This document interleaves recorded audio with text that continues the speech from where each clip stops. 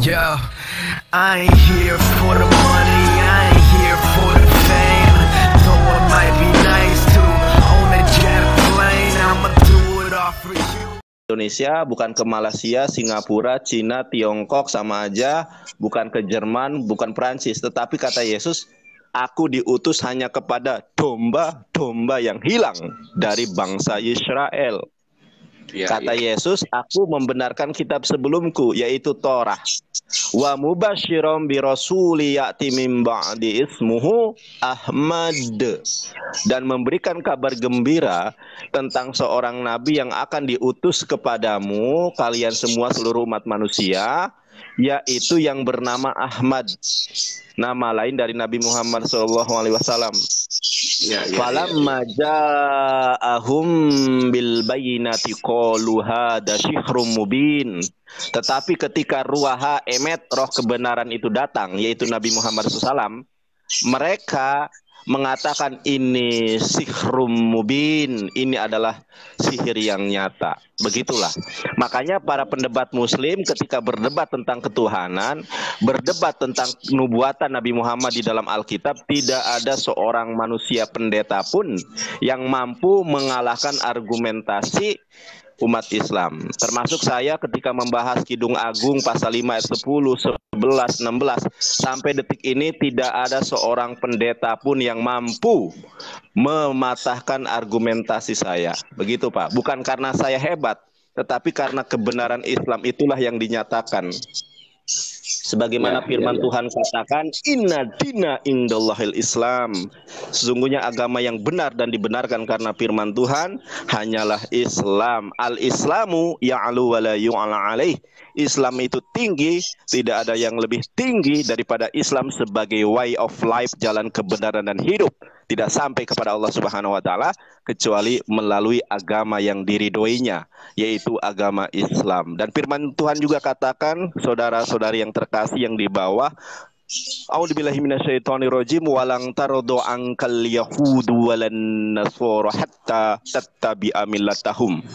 Orang-orang kafir, Yahudi dan Kristiani itu tidak akan ridho, ya. Tidak akan ridho sampai kalian ini mengikuti agama mereka. Karena di dalam Islam ini jaminannya sorga, tetapi di dalam agama mereka jaminannya digarami dengan api, kata Yesus. Setiap orang akan digarami dengan api, akan masuk neraka. Begitu Pak. Terus gini Bang Nathan, kadang-kadang saya suka puyeng yang kata orang-orang oten, itu kan kata-kata oten. Kadang-kadang suka bolak-balik masalah arti kata Tuhan dan apa bedanya Tuhan dan Allah gitu kan ya. Itu kalau menurut saya kan, kalau Allah kan propenom ya Pak ya, itu kan nama kan. Kalau Tuhan kan itu hanya jabatan gitu kan. Tuhan itu kan banyak, ada Tuhan dari menurut Islam, ada Tuhan menurut Kristen dan sebagainya itu kan ya. Nah sekarang kalau Bang Nandar, menurut Bang Nandar itu menurut Kristen itu apa bedanya Kristen, apa bedanya Tuhan sama Allah gitu? Iya, terima kasih. Sebelum saya jawab, saya sapa dulu, ada Ustadz Alif di sini. Assalamualaikum Ustadzi. Waalaikumsalam warahmatullahi Ustadzi juga. Ya, mohon izin menjawab Ustadzi ya. Nanti Ustadzi melengkapi, nggih. Lanjut menyimak ya. Iya. Jadi kristenisasi di Indonesia ini tidak akan berhasil kalau mereka tidak mempelintir, tidak mencaplok istilah di dalam Islam. Kalau kita melihat terkait dengan TUHN dengan Allah, yang mereka sebut Allah itu ya, alif lam ha disebut Allah. Ini kaidah dari pengucapan aja sudah salah kaprah. Seperti halnya kalau kita melihat ada salah satu stasiun TV swasta, ada namanya TV One. Tulisannya TV One. Nah, ini orang-orang oten ini ya, alif lam ha dibaca Allah. Sama halnya kalau ada tulisan TV One dibaca TV One, itulah ya salah kaprah cara berpikir mereka. Kalau kita melihat di dalam original teksnya, karena bahasa asli dari Perjanjian Baru menurut mereka adalah bahasa aslinya Yunani. Meskipun seumur-umur Yesus tidak pernah menguasai bahasa Yunani. Di dalam original teksnya yang mengacu kepada God itu adalah Theos. Kalau Tuhan atau Tuhan mengacu kepada original teks yang ini adalah Kurios. Jadi Kurios itu bermakna Tuhan, kalau Theos bermakna God. Cuma orang-orang Otan mencaplok istilah yang dipakai umat Islam, Theos diterjemahkan menjadi Allah. Padahal ini adalah kaidah gramatikal yang amburadul. Kenapa saya katakan demikian? Kalau kita tanya kepada Ustadz Alif, ada nggak dalam bahasa Arab ya, jangan ada padamu Allah-Allah lain di hadapanku. Nah, kalau kita terjemahkan ini nggak bisa. Kalau mereka harus ya mencaplok istilah Islam, istilah Arab, harusnya jangan pakai Allah, tetapi pakai ilah. Jangan ada padamu ilah-ilah lain di hadapanku. Ini benar. Bahkan Kamus Al-Munjid, karangan dari seorang bapak gereja yang bernama Louis Al-Yashu'i, di dalam kitab Al-Munjid, Kamus Bahasa Arab, itu di situ disebutkan bahwa Allah itu adalah proper name, al-ismu al-jad, ya, nama pribadi, bukan generic name yang seperti mereka pahami. Jadi dari penerjemahan saja ada ketidakjujuran. Ketidakjujuran ini didasari oleh apa? Oleh misi mereka mengkristenkan umat Islam. Makanya kami para debater Muslim hadir sebagai bentuk kasih sayang kita sesama umat Islam, agar jangan sampai terperosok ke jurang neraka dengan menyembah manusia. Begitu Pak. Jadi salah itu penerjemahannya. Harusnya bukan Allah, tetapi harusnya kalau mau pakai bahasa Arab harusnya ilah. Jangan ada padamu ilah-ilah lain, jangan menjadi Allah-Allah lain. Ini menyalahi kaidah bahasa Arab dan menyalahi kaidah bahasa Indonesia.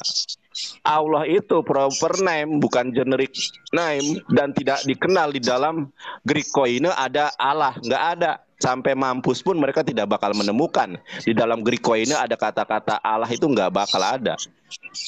Begitu Pak Punjangga, Pak Herman, ya. Ya, satu lagi Pak Ustadz, satu lagi nih ya. Di sini kan ada surat Al-Baqarah 130 ayat 135 dikatakan wa qalu kunu hudan aw nasara nahtadul kul bal millata Ibrahim hanifa wa makana minal musyrikin. Artinya, dan mereka berkata, jadilah kamu penganut Yahudi atau Nasrani, niscaya kamu mendapat petunjuk, katakanlah, tetapi kami mengikuti agama Ibrahim yang lurus. Dia tidak termasuk golongan orang yang mempersekutukan Tuhan. Di sini ada kata Yahudi atau Nasrani, itu gimana, Pak Ustadz? Ya, mungkin Ustadz Alif dulu, silakan Ustadz. Tafadzol Ustadz. Halo Ustadz. Nggak apa-apa sebenarnya, lanjut dulu, tapi sedikit tanggapan ya. Mereka itu sebenarnya masih ada kaitan juga dengan tadi bagaimana walang tardo angkal Yahudu gitu kan. Mereka tidak pernah ridho sehingga mengikuti milah mereka. Jadi ada kalanya mereka itu mengajak, ayo jadilah orang Nasrani, ayo jadilah orang Yahudi gitu. Nah tentu kita sebagai umat Muslim, tidak bisa menggunakan jawaban yang cukup baik ya. Tidak cukup baik, malah kita menarik lagi lebih jauh ke belakang. Tetapi kami mengikuti milah Nabi Ibrahim, di mana Nabi Ibrahim alaihissalam adalah benar-benar orang yang hanif, orang yang sang Muslim, benar-benar menyerahkan diri kepada Allah. Kenapa menarik ke belakang ke Nabi Ibrahim? Karena kita pahami bahwa ajaran dari sesudahnya dari Nabi Ibrahim, kalangan bangsa Yahud maupun kalangan bangsa Nasrani itu sudah banyak menyimpang.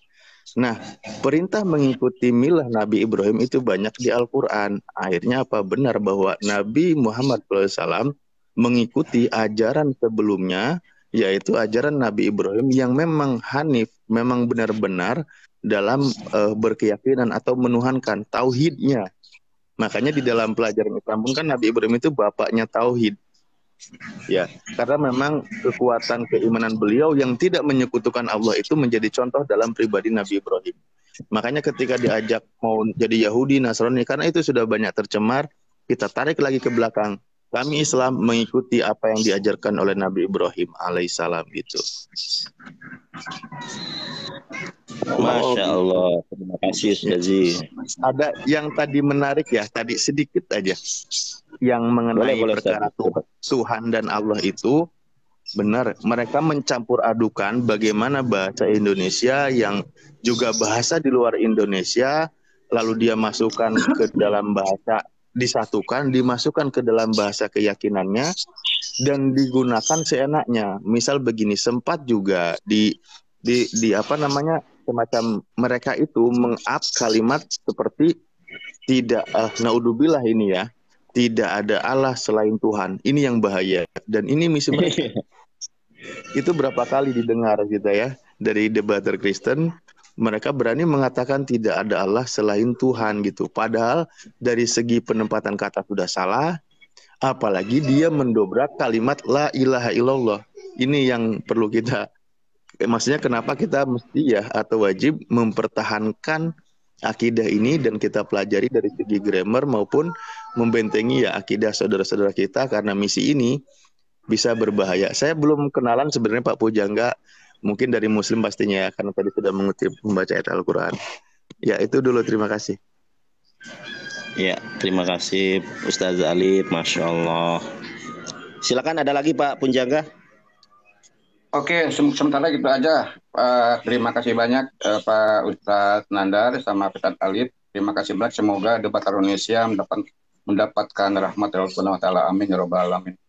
Terima kasih ya. Assalamualaikum warahmatullahi wabarakatuh. Waalaikumsalam warahmatullahi wabarakatuh. Nah, ini ada sebentar.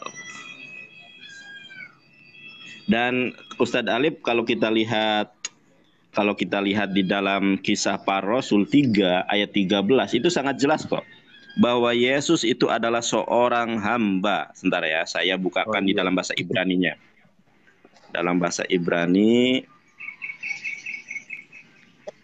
sebentar, kita buka dalam bahasa Ibrani. Nah, mereka kan nggak becus bahasa Ibrani. Masa apologet Muslim lebih becus pada mereka? Nah ini ya teman-teman, ini adalah Kisah Para Rasul 3.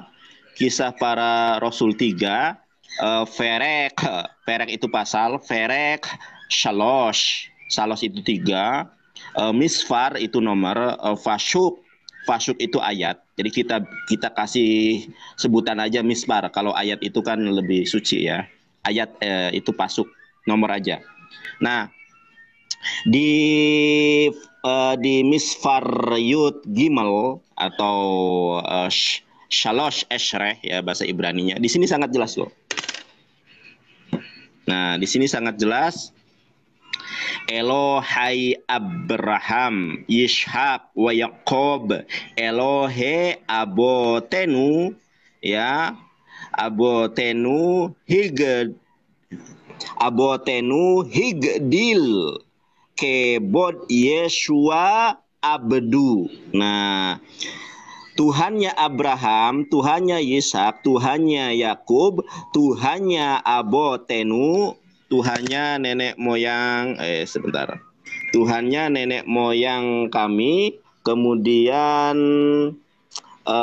Higdil, Kebod Yeshua Abdu, dan yang dimuliakan hambanya yaitu Yesus Kristus, Yesus Abdu. Nah, di sini jelas bahwa Yesus ini posisinya sebagai seorang hamba nih.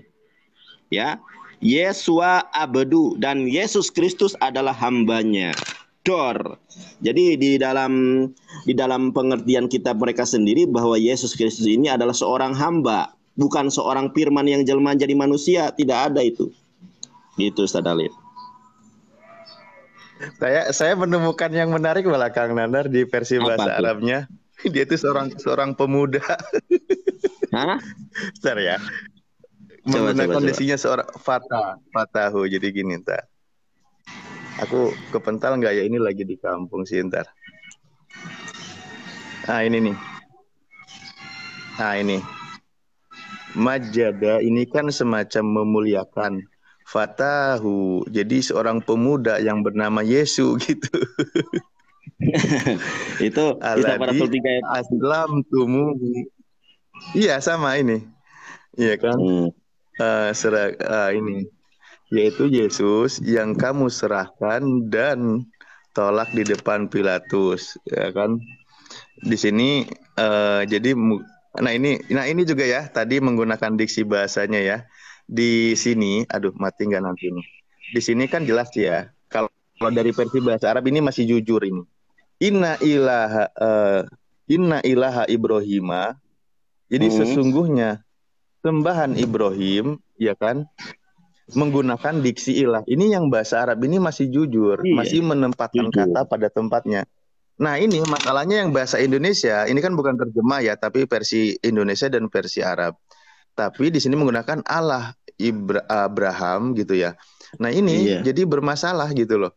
Nah betul. Kenapa dikatakan Sama, Ustaz, ya? Allah di sementara bahasa Arab sendiri menggunakan ilah. Iya, makanya ngawur ini. Ini tuh Ya, dalam bahasa betul. Arabnya harusnya ilahun ya, bukan Allah, karena Allah ini proper name. Di sini aja pakai ilah ya. Inna ilah ilahu Ibrahim wa Ishaq wa Yakub ilahi abina Majid. Ya, fatahu Yashu alladzi, aduh saya ini nggak Arabnya Arab gundul ya. Nggak ada harokatnya. Saya juga masih sering ke belit-belit dalam harokat. Itu kan Majida itu kan sebenarnya apa? Semacam memuliakan ya. Kan kalau di Asmaul Husna itu kan ada Al-Majid yang maha mulia juga itu. Nah, di sini kan Fataya ini kan si alifnya sebenarnya kan Fata. Kalau Fata itu pemuda. Kalau pakai Fatayat, makanya kan muslimat Fatayat NU biasanya gitu ya. Jadi muslimah, wanita-wanita, Fata itu pemuda. Kalau perempuan Fatayat, ada tak marbutoh. Nah, makanya dia dikatakan kalau di bahasa Arab ini dia tuh seorang pemuda gitu loh. Mbak, ya jelas ini merujuk kepada manusianya. Ini kalau versi bahasa Arab ya. Nah, kalau di versi terjemahnya memang menggunakan di sini hamba ya. Ini kan memuliakan hamba gitu. Yesus ini pemuda. Pemuda itu di kisaran umur 17 sampai 30-an gitu. Sampai 25. Betul. 30 lah. Kalau saya ini masih pemuda atau enggak Ustaz Alif? Meledak. Kalau saya masih pemuda atau udah lewat dari pemuda nih Ustaz Alif? Ya, halo? Masih pemuda sih. Masih pemuda 30 tahun yang lalu. Aduh.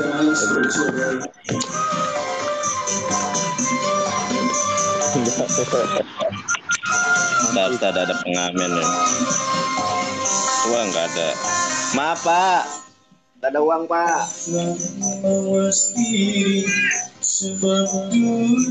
Maaf Pak.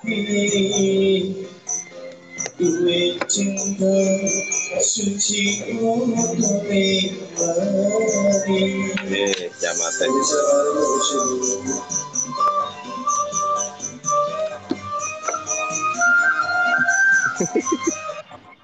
Kasih koin aja, Mas.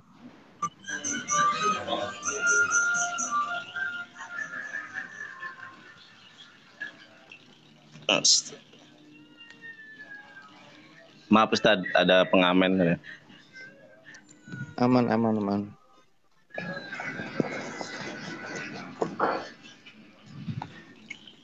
Ini kok lucu ya. Memang benar sih. Ini yang sering disangkal juga oleh kawan-kawan Kristen di 15-nya ya. Apa Ustaz? Wara'isul hayat fatal tumuhu alladhi aqamahullah minal amwat wa nahnu syuhuda lidalik. Demikianlah pemimpin kepala hidup telah kamu bunuh. Tetapi, nah ini benar di sini di bahasa Indonesia dan di bahasa Arabnya benar. Maksudnya, jadi langsung Allah yang menghidupkan Yesus gitu. Nah, benar ini. si ketemu benar nih ya. Aduh, mantul. Nah ini di 15-nya ini kan. Betul. Nah ini. Aladi aku mahu, aladi telah aku mau membangkitkan kepada Yesus, siapa Allahu Allah gitu. Ini langsung merujuk. Ini kalau yang bahasa Arab ini memang banyak jujurnya sih penempatan katanya gitu.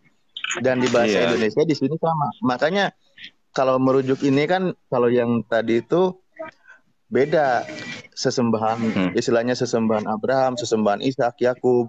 Nah, maka menggunakan diksinya ilah Yakub, bila gitu nggak langsung ke propernya ya. Tapi di sini yang membangkitkan langsung menyebut nama siapa yang membangkitkan itu. Ustadz, mau tanya itu aplikasi atau website? Aplikasi juga sih. Ini yang dibuka ini aplikasi atau website? Aplikasi. Coba aplikasi apa Ustadz? Nanti tolong kirim ke saya aplikasi apa ya itu. Soalnya yang saya punya ini hanya pandek aja, tapi pandek nggak ada harokatnya, jadi agak ngeraba-raba. Bagus itu, ada terjemahannya. Ada terjemahan, ada Arabnya, bagus Ustadz. Bilingual apa Ustadz? Coba aplikasinya kayak gimana Ustadz?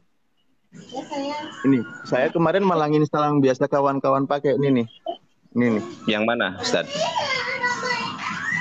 Ini nih Bible, bilingual. Geblur. Nah, Bible apa namanya? Bilingual Bible. Berarti bahasa Indonesia dengan bahasa Arab aja atau ada Ibrani juga? Tergantung, mau Ibrani boleh, tergantung mau pilih yang mana. Siap. Lengkap ya. Bilingual Bible ya. Saya sebenarnya agak males menginstal ini. Ini baru diinstal, cuman dia pakai palang gini males. Tapi mau tak hilangin lagi. Oh iya.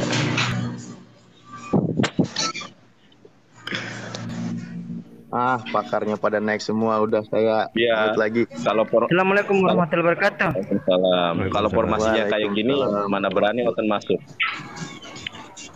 Assalamualaikum. Waalaikumsalam.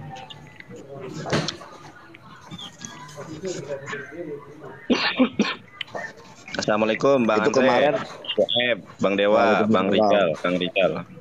Waalaikumsalam warahmatullahi wabarakatuh. Kemarin sama Bang Alif itu di ruangannya Uti Mena itu. Kenapa?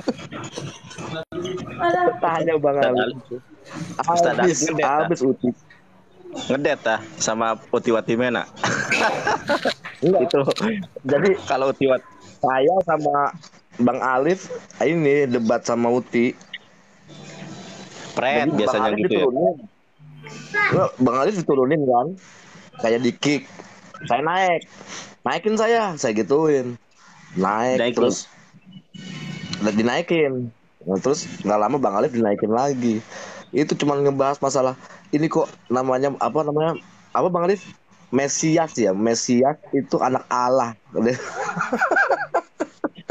anak Allah. Mesias. Urap. Iya. Ditanya Bang Alif tuh lucu banget tuh sampai. Tapi sayang Bang Alif udah turun. Akhirnya dia sendiri mau dia kayak jalan kemarin. Hah? Enggak, kemarin saya pas mau pergi, jadi apa ini kan pas abis asar dia kabur juga kayaknya waktu sholat. Kabur Tutup lagi. Bang. Dia langsung tutup. Awalnya ini lagi mendoktrin, maksudnya menyampaikan kepada orang-orang bahwa Isa dan Yesus itu beda, itu kasus awalnya. Ya udah kita pembuktian bersama, ayo gitu. Nah, ketika masalah apa coba di kitab Al-Masih itu artinya apa? Maksudnya apa itu? Nggak ada pentingnya gitu. Ya dibahaslah. Kamu itu sedang menyalahkan Roh Kudus yang membimbing orang yang menerjemahkan Bible ke dalam bahasa Indonesia di generasi awal. Kalau gitu, kamu menghujat Roh Kudus, Tante Uti. Diem. Ya. Bang Alif dikik. Aduh. Saya naik sendirian tuh, saya diserang tuh Bang Alif. Dia bilang, ayo saya ikutin. Dia bilang apa namanya? Dia bilang Isa sama Yesus beda ya sama Al-Masih ya. Iya, dia maksain Si Rocky, nah ada namanya Rocky nih, dia maksain begini loh. Menurut Islam, pandangan Islam, apa itu Isa Malsih, dia bilang begitu. Oke, sip. Kok menurut pandangan Islam di Al-Quran memang ada Al-Masih, tapi Islam itu menggelar Yesus itu adalah Isa alaihissalam. Saya bilang bukan Isa Al-Masih. Isa Al-Masih itu adalah julukan bahwa dia itu adalah sebatas utusan. Ya. Kalau yang diurapi utusan gitu loh. Itu jadi dia menerangkan, Al-Quran menerangkan bahwa Yesus itu adalah utusan. Kalau ada Isa Al-Masih, terus jangan disamakan atau jangan disandingkan dengan kalimat Isa alaihissalam. Kan Isa alaihissalam itu kan sebuah keselamatan untuk Isa gitu loh. Kayak kita mendoakan Isa kan begitu. Oh jadi beda ya? Bukan beda, maknanya berbeda. Isa, wah pokoknya kayak dicecer begitu kan? Dicecer terus ya begitu. Bang Alif udah nggak ada tuh. Terus enggak, ini masalah Mesias ini lu belum kelar, saya bilang. Belum kelar, lu lari-lari ke Al-Quran, masalah Al-Masih, urusannya apa? Lu bukan, saya cuma mau nanya. Mesias ini selesai dulu. Akhirnya panjang lebar langsung dimatiin. Kayak apa ya, mereka maksain gitu loh, maksain kehendak bahwa Bang Andre, Mesias itu anak Allah. awalnya dia mau berusaha meledek Al-Masih. Saya nggak apa-apa, saya jelasin itu dari versi istilah kata sederhana dan tujuannya apa. Waktu sebelumnya itu kan bahwa masaha, akar kata masaha itu mengusap dengan segala kehebatannya, dia bisa melakukan mukjizat karena wa ajadnahu biruhil kudus kan gitu, diperkuat oleh Ruhul Kudus. Itu dulu poinnya. Nggak apa-apa kita bilang mengusap, nggak apa-apa, dia pasti akan meledek kata mengusap ini. Dan karena memang terjemah sederhana kan begitu, makanya ketika dikatakan saya tanya, kalau Mesias itu apa? Mesias itu yang diurapi gitu kan. Nah mulai kena. Diurapi itu maksudnya apa? Awalnya nggak ada yang mau ngejelasin tuh. Diurapi itu apa? Karena hampir kena soalnya. Nah begitu Tante Uti menjelaskan, diurapi itu biasa raja-raja apa diminyakin dan sebagainya. Nah mulai kalau gitu berarti diminyakin ya. Saya nggak mau ngomong diurut kan. Udah. Sekarang kita buktikan ke Yesus. Yesus diurapin atau tidak? Oh ya diurapin. Diurapinnya gimana? Kalau itu langsung ala Bapa. Dia diangkat jadi anak ini. Ya udah buka aja di Matius, Lukas, Yohanes. Malah dia diurapin, dibaluri minyak dari kepala, tubuh sampai kaki. Coba wanita lagi yang ngurapin dia. Di situ mulai panas-panasnya. Nah akhirnya dia berubah. Apa namanya Bang Alif? Dia bilang kalau perjanjian lama itu arti dari Mesias itu diurapi. Kalau perjanjian baru itu udah berbeda pada saat pada saat Yesus itu udah karena dia memang diutus untuk bangsa Israel, jadi dia itu Mesias artinya Allah Bapa. Kan saya bilang pertama, kalau seandainya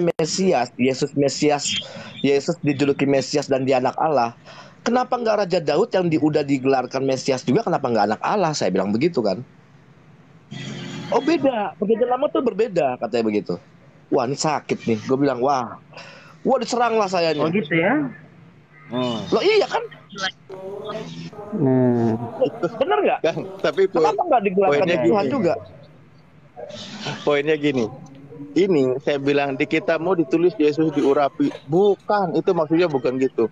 Saya buka website ya, kata Burita Wahyu, Yesus dan Isa itu sama. Kan tidak percaya. Terus masalah diurapi juga malah saya buka di sarapan pagi juga. Yesus diurapi oleh wanita berdosa. Dia nggak mau percaya juga. Ya udah terserah. Terserah Bu. Giliran dia baca referensi buku. Nih yang bener tuh begini gini. Ujung-ujungnya kalimatnya apa? Diurapi juga. Yang dia baca. Saya mau sedikit agak belok mungkin Ustadz Alif, Bang Prince. Mumpung ada Bang Sueb sini. Bang Sueb mau tanya nih, mumpung ada yang kompeten buat jawab. Jadi kan di apa namanya 2 Samuel 10:18 disebutkan tertulis 700 ekor kuda. Di 1 Tawarik berapa? 19:18, 2 Samuel 10:18 Bentar. tertulis 700 ekor kuda. Di 1 Tawarik 19:18 itu 7.000 ekor kuda. Kata kiamat itu cuma salah coretan katanya di teks aslinya. Coba Bang Sueb, bener nggak salah coretan doang katanya? Apa memang secara tekstual jauh bedanya atau cuma salah goresan sedikit Bang Sueb? Ya. 2 Samuel 10:18 kan? Ngeri nih buat ngeri. Tapi orang Aram itu lari di hadapan orang Israel dan Daud membunuh dari orang Aram itu 700 ekor kuda. Perhatikan, 700 ekor kuda. Ya, betul. Kereta dan 40.000 orang pasukan berkuda. Sobak, panglima tentara mereka dilukainya sedemikian hingga ia mati di sana. Nah, berapa sini? 700 ekor kuda. Itu 700. 40.000 deh. Kuda. 40.000 sama 4.000 di Tawarik. Itu bertentangan. Iya. Ada yang ngomong katanya itu dijual. Iya. Udah dijual katanya. Ada ya, ini misalnya. kalau kata kiamat Kang Dewa itu goresannya kurang sedikit katanya. Makanya saya biar kita tanya Kang Sueb di sini, benar nggak secara tekstual itu cuma beda sedikit atau memang beda banyak gitu? Secara teks aslinya. Bentar ya. Suara aku ada nggak ya? Halo? Samuel Memang terjadi 10:18 sama 1 Tawarik 19:18. Cek. Suara aku ada nggak? Halo, halo. Aku baca dulu ya. Ada. Nah, dikatakan begini. Vayanas Aramib pene Yisrael Vayaharog David me Aram Sheva Meot Rekhef. Nah, Sheva Meot itu 700 Rekhef berkuda. Ya, di Arba'im elef. Sebentar. Bang Arba'in Menandar, elef artinya- tolong naikin Pak Bimo tuh. Dewa turun, naikin Pak Bimo. Enggak, Pak Bimo itu PHP itu dari semalam juga ngomong. Nggak apa-apa. Nggak naik Nggak apa-apa. dia, nggak naik Bang Dewa. Di Dewa turun, Jamak Dewa juga turun. nggak diterima. Dewa turun. Ya, Naik ya. lu Bimo, ya. Saya ulang ya. Saya ulang. Vayanas Aramib pene Israel Vayaharog David me Aram Sheva Meot Rekhef be Arba'im elef Parashim be'et Shavach Sar Teva'o Hikko Vayamat Shom. Nah, dikatakan Sheva Meot 700 Rekhef pasukan berkuda. Ya kan? Oke. Iya. Arba'im elef itu sama dengan 400.000. Arba'im elef. Nah, tapi di sini bentar. 40.000. Cuman sebentar, coba aku lihat dulu ya. Arba'im elef itu kalau enggak 4 elef kan ratusan harusnya. Bukan ribu. Sorry, iya ribu. Kalau 100 mea, sorry, mea. 40.000. Benar. Iya. Elef benar. Itu Antara sama yang bahasa Arab 700 ya. ekor kuda dengan 7.000 ekor kuda Arba'in ini ekor apakah kuda. benar beda sedikit goresan saja Bang Sueb? Receh. Maaf, Bang. 2 Samuel 10:18 ya. Gimana dia bilangnya apa? Dia ngomong gimana? Dibandingkan dengan 1 Tawarik 19:18. Sebentar. Ntar aku salah. Kalau elef itu ribu elef. Ya, ntar dulu. Kalau ratus itu arba. Elef itu apa namanya? Mea. 40. Kalau MEA itu seratusan, kalau elep itu ribuan. Oh ya. Elef ribu kan, alfun itu. Alpun ya. Kalau MEA itu 100. Misalnya misfar MEA VH misim. Mispar berarti ayat, MEA 100, VH misim 50 berarti 150. Tadi itu Sekarang berapa? Sekarang di dalam Tawarik ya. Tawarik 19 kan? Tawarik 19:18. Dikatakan Wayanas Aram Melifne Israel Wayaharok David me Aram Sib'at elafim rekhef. Nah, sib'at elafim rekhef berarti 700. 7.000, sorry. 7.000. Sib'at elafim Nah, rekhef, antara 7.000 700 dan 7.000 itu, Bang Sueb, apakah cuma beda sedikit goresan apa enggak, Bang Gores? Apa Enggak, memang Ya, bedanya? beda lah, jauh lah. Emang beda gitu. Jauh bang, nggak ada goresan di situ. Itu satu kata panjang itu 700. Ya seba meo. elef. Nah, W40 elef itu berarti 40.000. 40.000 ya? Iya, Arbaim elef itu 40.000. Arbaim 40.000. Nah, 40.000 Arbaim elef. Isragli, pejalan kaki, orang-orang berjalan kaki. Ve'et sofah, ya, Ve'et sofah, sarhat taba, hemit. Gitu.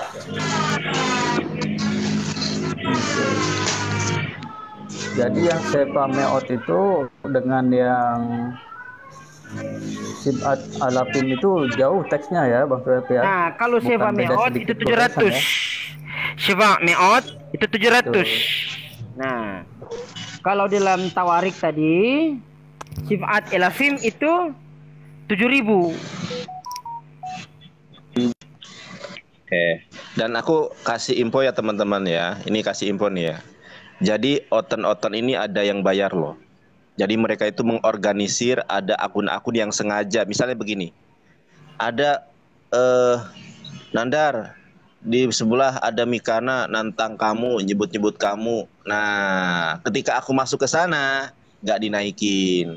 Sueb, misalnya Sueb lagi live nih, coba ke Mikana. Nah, otomatis kan orang-orang penasaran ya, akhirnya ke sana. Itu hati-hati. Terorganisir ada yang bayar. Kita ini punya intel juga teman-teman ya. Intel yang menyusup di tengah-tengah mereka. Jadi mereka itu terorganisir, ada yang bayari.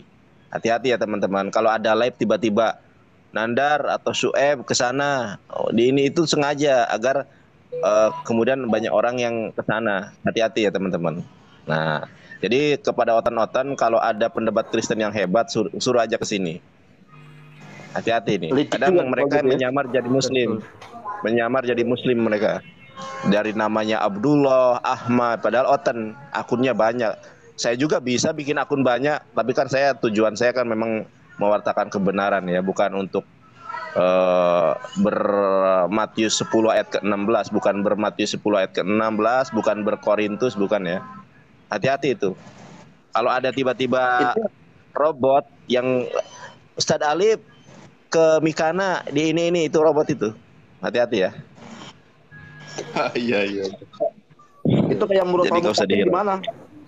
Oke, saya Bang Sueb, saya mau closing. Berarti tadi antara sib'at alafim sama seba meot itu jauh beda ya, maksudnya bukan beda goresan doang ya, bukan beda sedikit goresan ya. Nah, tapi ini sebelum itu saya apa namanya? Ini. Ya, sebelum itu saya klarifikasi sedikit. Ini masih dalam bentuk perbedaan teksnya ya, perbedaan teksnya. Nah, tetapi kita belum masuk ke dalam ranah penafsiran. Penafsiran para rabi. Nah, nanti ya kalau saya nggak lupa ya, nanti coba saya cek apa namanya penjabarannya para rabi-rabi seperti apa. Apakah ini sebuah hal yang saling melengkapi atau memang ada konfirmasi terkait dengan perbedaan teksnya? Itu kita cari tahu dulu. Biar kita nggak asal mengklaim, karena ini kitab orang. Gitu. Oke, terima kasih. Gitu. Apakah para rabi-rabi mengkonfirmasi kalau misalkan ini perbedaan teks atau memang ada hal yang saling melengkapi di situ? Nanti kita cari tahu penjabaran para rabi itu seperti apa. Terjawab ya, Bang Rizal, Kang Rizal ya. Di sini ada Yosef Noel ya. Yosef Noel, Iya, oten apa muslim? kalau ini kan enak Kang Nandar dengan ahlinya. Iya, Kalau iya. yang onok kan pakar matematika. Cuma asal ngomong beda goresan doang. Iya. Coba ini Yosef Noel ini muslim apa oten?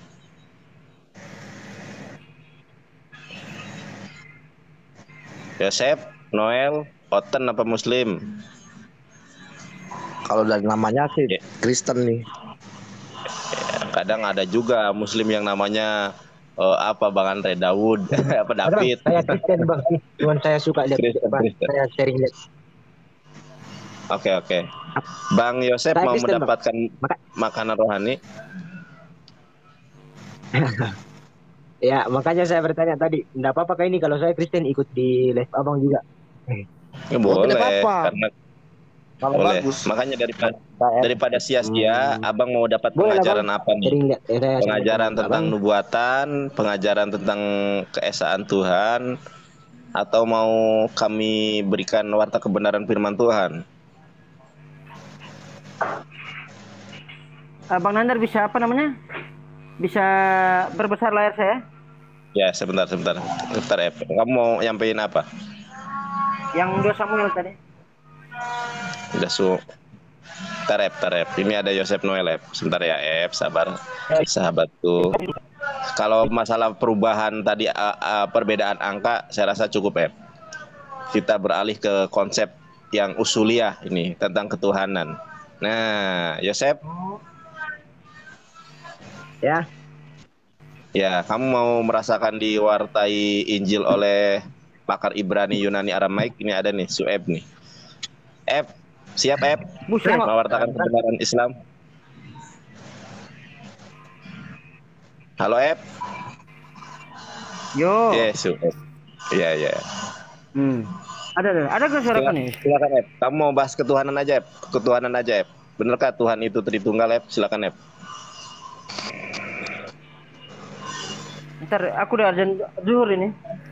Oh, sudah azan. Kedengaran nggak azannya? Nggak ada. Ya udah, kamu sholat dulu, Ya udah. Bang Alif mungkin silakan. Ustaz Alif. Ya, aku lagi ngunyah ini. Gimana? Oh, ya udah aku aja deh, nggak apa-apa. Sueb lagi sholat, mau sholat, ya.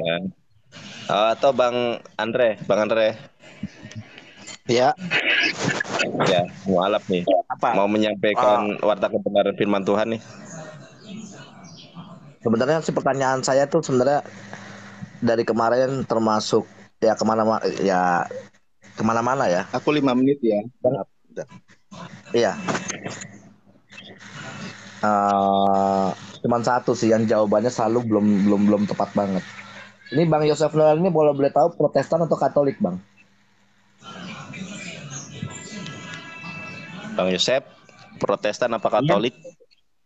Saya Protestan. Oh, Protestan. Iya. Kalau boleh tahu nih, Bang Yosef, sebenarnya itu Perjanjian Lama itu kitabnya Kristen atau bukan, Bang? Itu aja sih pertanyaannya. Kang Nandar, maaf, ada Bang Moto di situ, biar beliau aja yang naik, saya turun dulu. Saya lagi ada kerjaan juga, ya. Boleh. Kang Nandar, saya dan semuanya. Assalamualaikum. Waalaikumsalam. Iya. Oke. Sebenarnya pertanyaan saya simpel aja. Siap. Lanjut Bang Andre. Oke. Izin ya.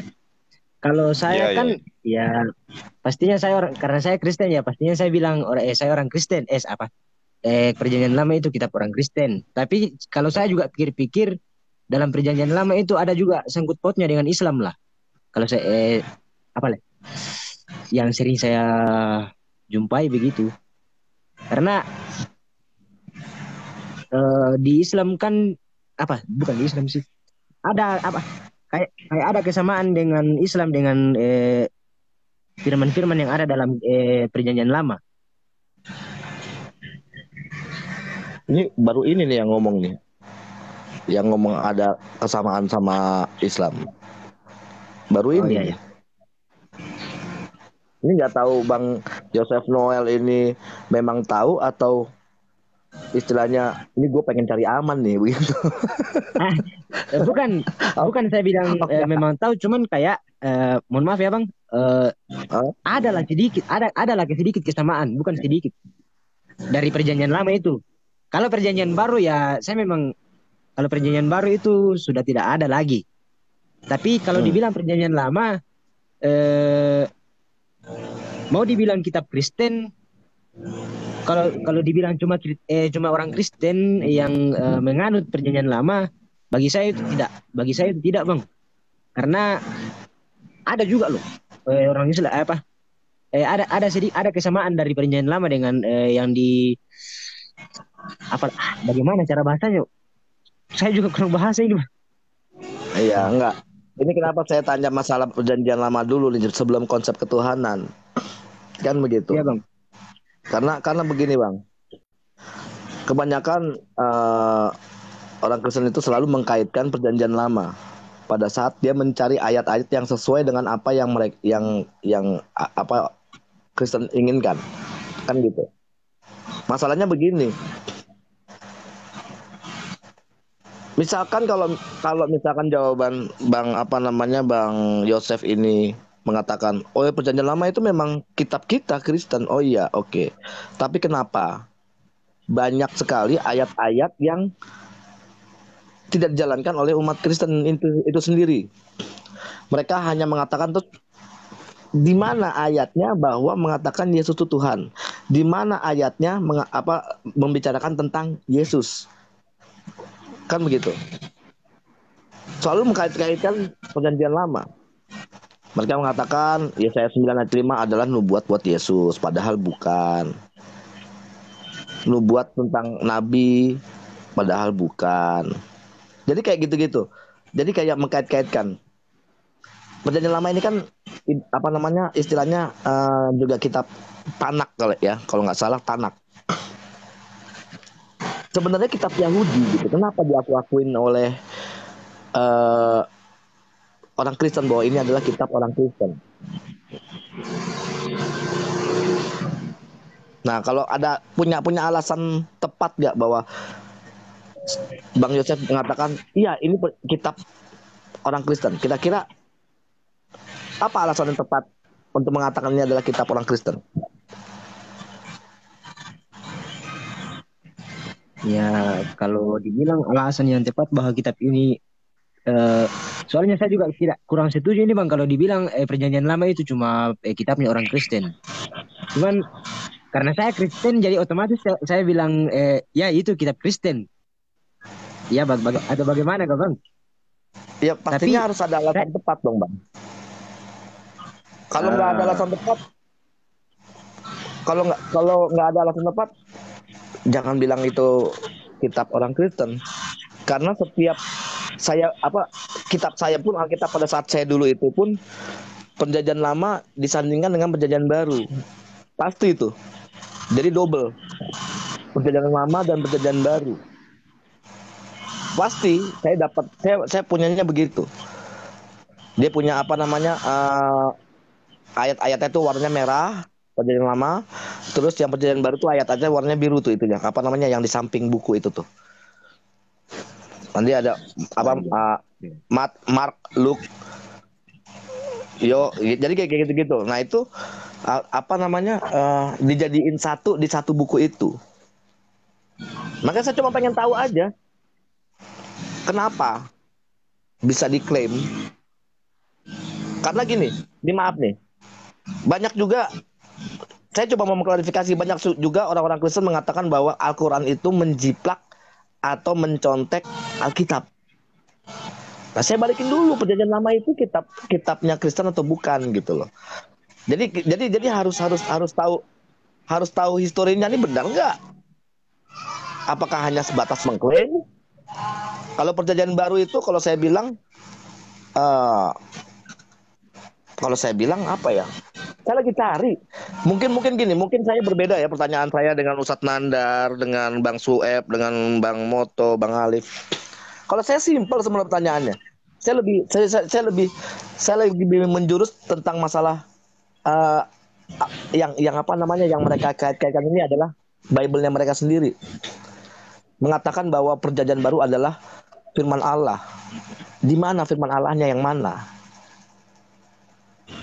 Saya bilang perasaan dari Matius sampai Wahyu menceritakan tentang Yesus. Firman Allahnya yang mana? Tentang perjalanan Yesus, tentang lahirnya Yesus, sampai matinya Yesus, sampai bangkitnya Yesus. Sebenarnya ini tuh kitab ini firman Tuhan atau biografinya Yesus. Gitu loh. Coba boleh dijawab atau ada yang mau melengkapi pertanyaannya, monggo silakan. Terima kasih Bang Andre. Saya sapa dulu nih Bang Moto. Assalamualaikum Bang Moto. Waalaikumsalam Mas Nandar, Gus Yonatan. Assalamualaikum semuanya. Lanjut. Loh kok lanjut? Sueb, pakar Ibrani, pakar Yunani, pakar Aramaik. Sueb udah standby? Ustaz Alif? Kayaknya semua terdiam ini. Silakan Bang Yosep tanggapi dulu. Bang Ustaz Alif mau nanggapi, mau nambahin? Lanjut dulu. Siap. Next. Siap. Silakan Bang Yosep. Ada tanggapan terkait dengan pernyataan dan pertanyaan dari Bang Andre? Ya, kalau dibilang saya mau tanggapi dari pertanyaan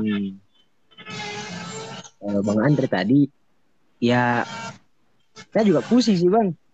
Saya mau dibilang Kristen tapi bisa dibilang Kristen awal-awalan saja, makanya saya juga siap Bang Andre, siap.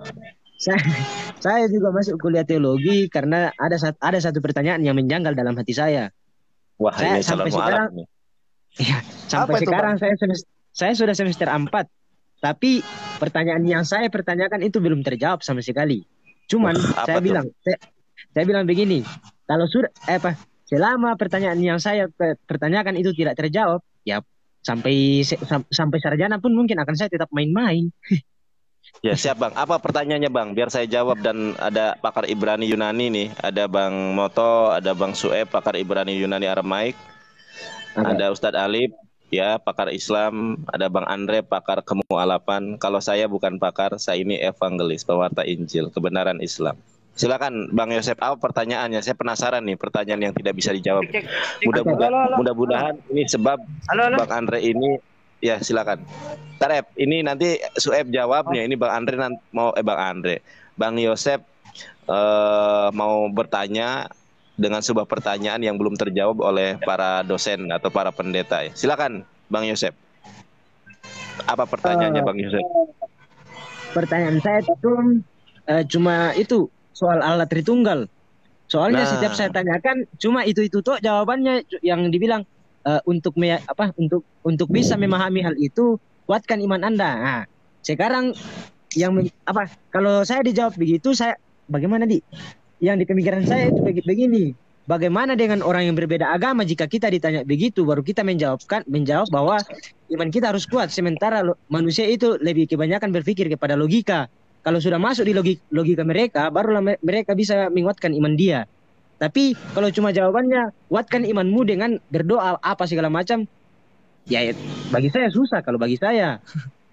Makanya saya juga karena kalau dibilang Allah Tritunggal itu Allah itu satu, terus Allah itu sama dengan Yesus.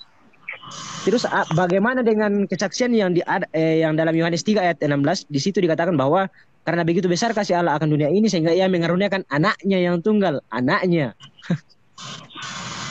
Berarti kalau maaf ini jika ada orang Kristen yang menonton, saya bukan dibilang saya sesat, ya tidak apa-apa kalau kalian bilang saya sesat. Cuman daripada saya munafik atau apa segala macam sok-sok orang Kristen baru saya tidak tahu hal itu. Siap Bang Andre. Makasih ya Bang. Pertanyaannya sudah yang tunggal ya. Iya, Tritunggal. Sebentar Bang Andar. Sebentar. Sebelum dijawab, saya cuma mau menyampaikan dulu kepada Bang Yosef ini. Pertanyaan saya itu dari Perjanjian Lama, apakah itu kitab Kristen, dan Perjanjian Baru, itu juga nyambung ke situ, Bang. Kenapa? Karena Perjanjian Baru mengenai konsep ketuhanan Yesus. Ya kan? Dan pertanyaan Abang itu kepada dosen apa segala macam itu, dan ngomong bahwa dikuatkan imannya saja atau imani saja. Sebab itulah saya mualaf, karena saya tanyanya langsung ke Romo dan jawabannya sama seperti itu. tentang masalah Tritunggal segala macam sama, dan akhirnya saya mualaf. Jadi itu, abang saya tanyain masalah Alkitab aja, masalah kitab punya siapa, apa isinya segala macam, udah kebingungan sendiri kan. Nah sekarang yang lain silakan untuk tanggapi. Maaf. Siap. Jadi ini adik, atau saya sebut adik ya karena masih semester 4 ya di sekolah tinggi teologi. Jadi Bang Yosep ini bertanya terkait kebingungannya tentang Tritunggal. Karena antara satu pendeta dengan pendeta yang lain ketika ditanya Tritunggal itu jawabannya nggak sama. Jadi sebenarnya apa sih yang diajarkan Yesus tentang konsep ketuhanan? Nah silakan Apakah Yesus mengajarkan Tritunggal ataukah Yesus mengajarkan Tuhan yang esa, yaitu Allah Subhanahu wa taala? Silakan Halo Oke. Yes, Ada nggak suaraku ini? Ada nggak? Halo? Ya. Yo, tampilkan Ibrani, Aramaik, Yunani. Ibrani, Aramaik, Yunani. Ini Bang Yosep, ini pakar Ibrani, Yunani, Aramaik nih, namanya Syuaib. Jadi silakan gini. Lanjut. Ya. Data app. Iya.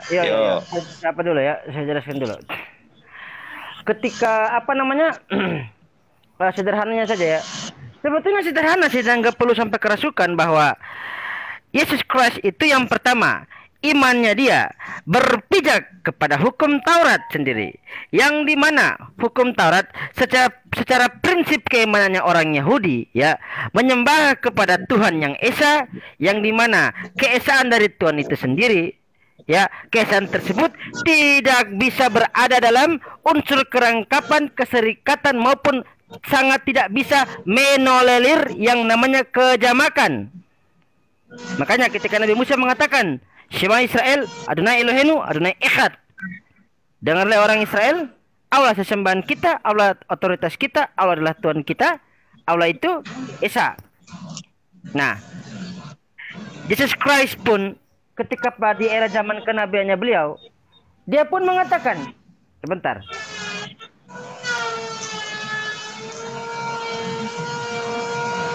Pada Markus pasal 12 kayak ada berisik orang lagi apa bangunan gitu ya. Halo?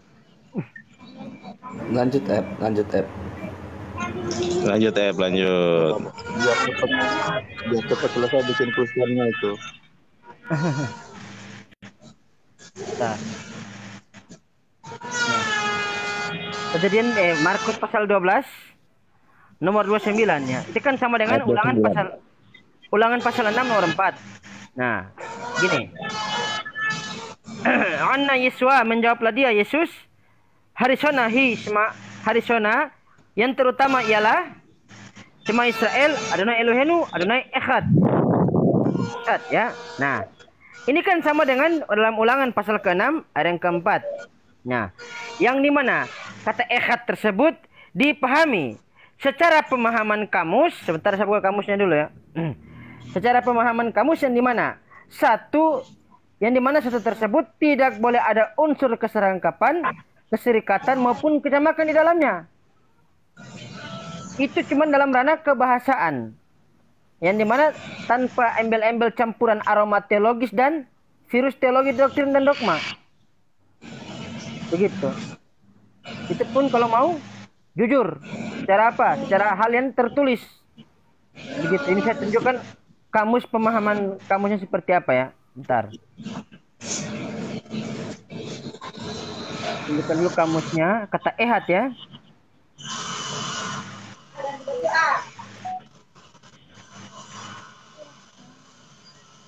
Sebentar. Rega. Nah. Ehad, one, single, first, someone. Bahasa Arabnya ahad ini kan, ehad. Ya, bentar. Kok layarnya kuning.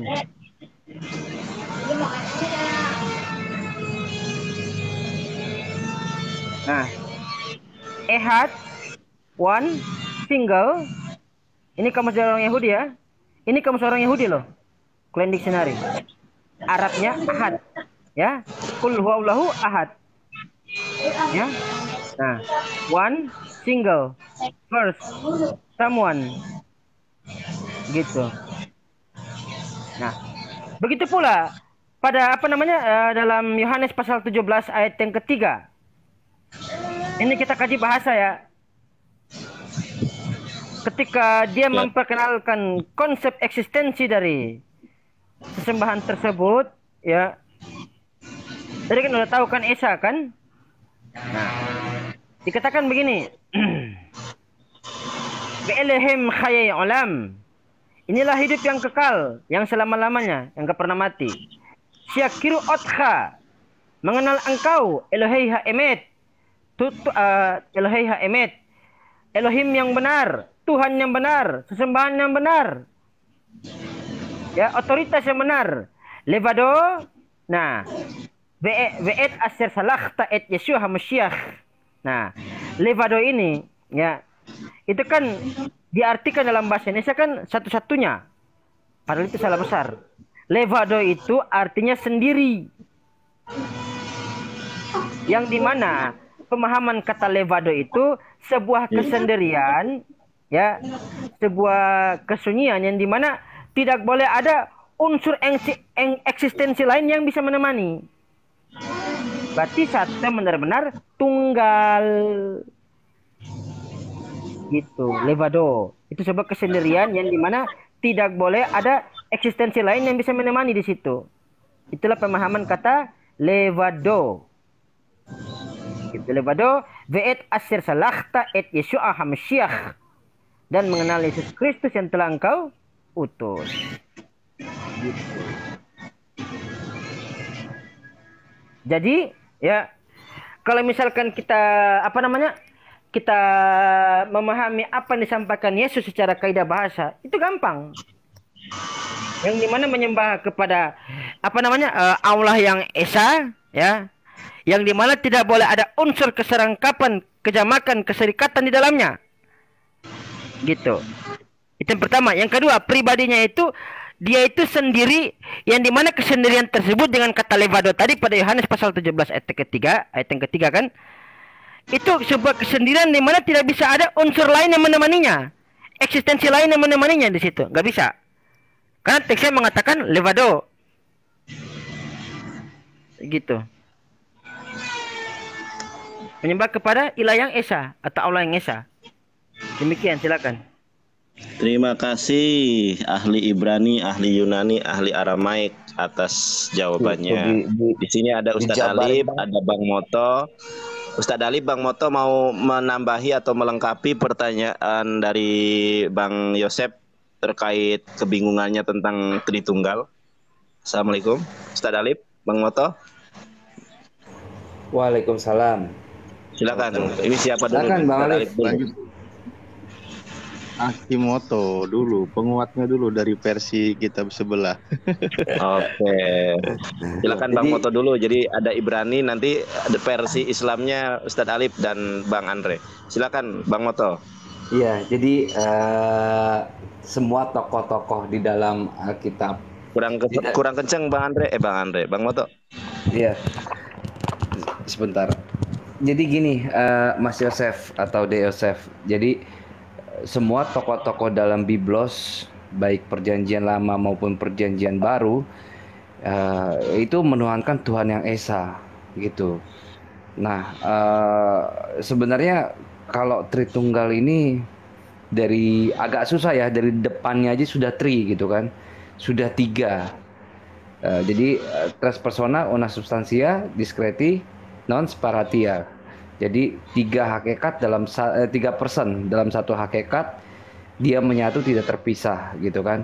Nah, bukankah hal ini pun sebenarnya pun masuk ke ranah yang kalau menurut tokoh-tokoh perjanjian baru maupun perjanjian lama itu tidak pernah diajarkan bahwa Tuhan itu mempunyai yang dibilang tadi sama Mas Shoaib itu ada kerangkapan. Maksudnya gini, di dalam dirinya maupun di luar dirinya itu ada eksistensi yang sama, yang sejajar. Jadi kan kalau dilihat di Sefer Yeshayahu berapa ya, 43:10 ya, apa lupa saya itu. Jadi hendak dengan apa engkau menyamakan aku? Jadi memang nggak ada yang setara sama dia. Tuhan itu tidak butuh pembanding dan tidak perlu tidak perlu pembanding, tidak perlu seorang penolong dalam arti kata yang sama hakikatnya seperti dia gitu. Ya untuk apa? Itu sih sebenarnya ranah kelogisan ini banyak teman-teman sendiri itu yang mengaku kalau dia itu sebenarnya esa. Nah, esa di situ artinya kan benar-benar mutlak tunggal sendiri dan tidak ada unsur kejamakan di dalamnya. Jadi ya kalau menurut saya, hemat saya sih, coba nanti kita sama-sama bedah nanti ke depannya, apakah di semua tokoh-tokoh dalam Biblos itu sendiri itu tuh mengajarkan bahwa Tuhan itu hakikatnya sebenarnya 3, tapi manifestasinya 1. Apakah seperti itu? Silakan Bang Alif dan yang lainnya. Terima kasih Bang Moto atas jawabannya. Mudah-mudahan menjadi asbab hidayah bagi Bang Yosep Noel, seorang mahasiswa teologi semester 4 ya. Ini 3 semester lagi sudah mendapat gelar STH, saudara-saudari yang terkasih, sarjana teologi. Mudah-mudahan nanti selesaikan aja dulu STH-nya, nanti mudah-mudahan mudah-mudahan menjadi seorang muslim ya, soalnya sebentar lagi ini. Silakan Ustadz Alif. Ustadz, abangku. Ya, oke. Kedengeran? Kedengeran? Halo? Ya. Baik. Berbagi pandangan ya, karena tadi Bang Yosef sendiri mengatakan ada kaitan terhadap Islam, misal ketika mengutip Perjanjian Lama gitu. Maka di sini membuat ruang kami juga untuk menyampaikan beberapa hal dari segi pandangan keislaman merujuk kepada satu tokoh yang namanya Yesus, atau di Islam disebut Nabi Isa alaihissalam, Isa al-Masih ya. Nah, di sini Bang, ketika masalah konsep ketuhanan. Halo, cek. Aman, lanjut Bang Ali. Sudah, lanjut Ustaz. Aman. Pertama begini dulu ya Bang ya. Aman. Oke, siap. Nah, ada hal yang menariknya begini Bang. Ketika mengisahkan tentang dari konsep bagaimana Nabi Isa alaihissalam, ini sebenarnya menarik Bang ya. Saya coba mengutip dulu sedikit begini. Para nabi sebagai nadir, sebagai pembawa peringatan, ada juga basyiron sebagai pembawa kabar gembira. Misal Nabi Musa ya, yang ajarannya menghadap kaum yang sangat keras, membawa banyak peringatan. Dan Nabi Isa alaihissalam disebutkan sebagai pembawa kabar gembira. Dan Nabi Muhammad SAW sebagai basyiro wa nadiro, sebagai pembawa kabar gembira dan juga sebagai pemberi peringatan.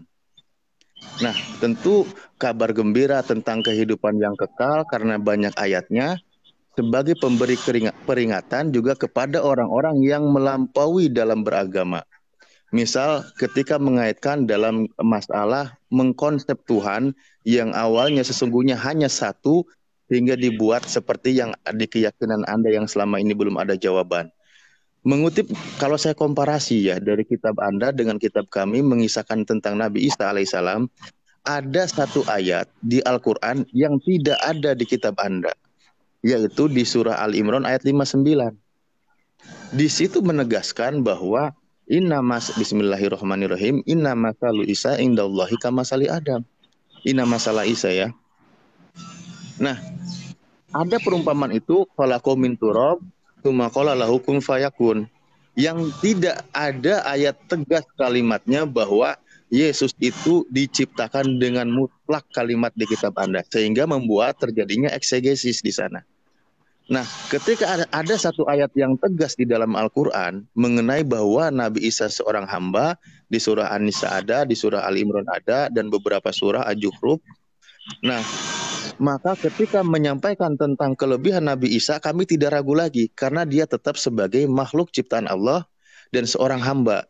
Namun Al-Quran mengisahkan, mengangkat posisi Nabi Isa itu luar biasa gitu. Nah, sementara di kitab Anda mungkin banyak kehebatan Nabi Isa, tapi tidak ada ketegasan dalam posisi penciptaan, sehingga terjadilah semacam eksegesis, masalah dituhankan dan lain sebagainya, itu pun ya belum rukun, artinya belum ada yang sama. Menjelaskan tentang Tritunggal pun saya belum ada menemukan jawaban yang pasti. Nah, contoh bagaimana di Al-Qur'an dikatakan qul ya ahlal kitab la taghlu fi dinikum gitu kan. Janganlah kamu berlebihan dalam beragama. Itu ada di surah An-Nisa 171 bahwa sesungguhnya Nabi Isa alaihissalam adalah utusan Allah, dilemparkan roh ke dalamnya dan diciptakan dari kalimatnya. Nah, ketika masalah ada ayat makanya digelari sebagai kalimatullah atau kalimatu atau sebagai firman Allah, itu ada ketegasan ayat yang kami kunci gitu. Jadi kami tidak merubah-rubah bahwa tetap Tuhan itu satu, tetap ada ciptaan Tuhan yang memang begitu istimewa diciptakan. Karena Allah mengatakan ketika Allah menghendaki menciptakan sesuatu, walaupun itu mustahil dalam pandangan manusia, Allah berkata jadilah, maka jadi. Nah, ketika kata firman ini, inilah yang jadi bahan eksegesis di kawan-kawan Kristen gitu kan. Karena apa? Karena tidak ada ayat yang tegas. Contoh ketika kita membahas tentang siapa posisi Yesus di kawan-kawan sebelah, memang selama kami berdiskusi tidak ada jawaban yang pasti. Semuanya banyak berbeda-beda. Kalau menjelaskan tentang kehebatan Nabi Isa alaihissalam tidak diragukan lagi di Al-Quran. Bagaimana ketika ibundanya dituduh fitnah karena tidak ada ayah, ya kan? Karena dia hamil tanpa seorang suami. Al-Quran memberikan solusi. Nabi Isa langsung diberikan mukjizatnya ketika di dalam buayan dia bisa berkata, ini Abdullah, atani Alkitab gitu kan. Aku ini seorang hamba Allah, aku diberikan Alkitab, ketetapan, ketentuan yang nantinya akan menjadi ajaran, yaitu yang dinamakan Injil. Dia yang akan meluruskan. Di mana ayatnya? Dia di ayat 33 itu 36 dijelaskan di surah 19 itu bahwa innallaha rabbi wa rabbukum fa'buduhu, ada suratul mustaqim. Sesungguhnya Allah itu Tuhanku dan Tuhanmu, maka sembahlah Dia, inilah jalan yang lurus. Kalau masalah tentang ajaran, bagaimana tentang berbuat baik, bagaimana tentang Tuhan yang satu tadi sudah disampaikan, bagaimana Dia seorang utusan di Yohanes 12:48-50, Yohanes 17:13, dan banyak sekali di kitab ada tentang ucapan Yesus. Itu posisinya banyak merujuk sebagai utusan, seorang hamba, seorang penerima firman. Dia hanya menyampaikan apa yang difirmankan oleh Bapa kepadanya, dan firman-Nya itu adalah benar. Wajar, betul. Al-Quran juga mengatakan demikian. Nah itu, cuman satu poin adalah tidak ada ayat yang tegas di kitab Anda sebagaimana yang ada di Al-Quran, yaitu bahwa langsung Nabi Isa diciptakan oleh Allah Subhanahu Wa Taala. Ya itu aja, terima kasih. Masya Allah, terima kasih Ustadz Alif, Bang Moto sudah, Bang Syuaib sudah. Ini tinggal sesama mu'alaf nih, sesama mu'alaf. Dari perspektif seorang mu'alaf yang dulunya Katolik, kemudian sekarang menjadi seorang Muslim. Mungkin ada unek-unek yang sama. Dan lalu bagaimana ketika Bang Andre bertanya kepada para pendeta, pastor, Romo, gitu kan, soalnya Katolik, terkait pertanyaan Bang Yosef. Nah, bagaimana perjalanan rohani atau kesaksian rohani Bang Andre sehingga menguatkan Bang Yosef nih yang sedang kebingungan, kasihan. Gitu. Silakan Bang Andre. Iya, ini saya juga mau ceritain sedikit ini. Boleh. Itu, banyak juga nggak apa-apa. Enggak. Ini fakta. Ini baru tadi malam kakak kandung saya itu datang ke saya, ke kedai saya, ngobrol. Maksudnya tuh pengen usaha, pengen minta bantu usaha segala macam begini. Dan dia mancing saya. Ini ada hubungannya ya. Jadi bukan di luar konteks. Karena Bang Yosef ini, pertanyaan Bang Yosef ini sama juga seperti pertanyaan saya ke Romo dan kakak saya ke saya. Jadi dia tanya awalnya bahwa kenapa lu bisa mualaf, Andre? Ini sebenarnya gue malas nanya dan gue nggak mau debat, kata dia gitu. Cuma pengen tahu aja dari mulut lu, bukan dari YouTube, bukan dari apa, katanya. Kenapa? Alasannya apa?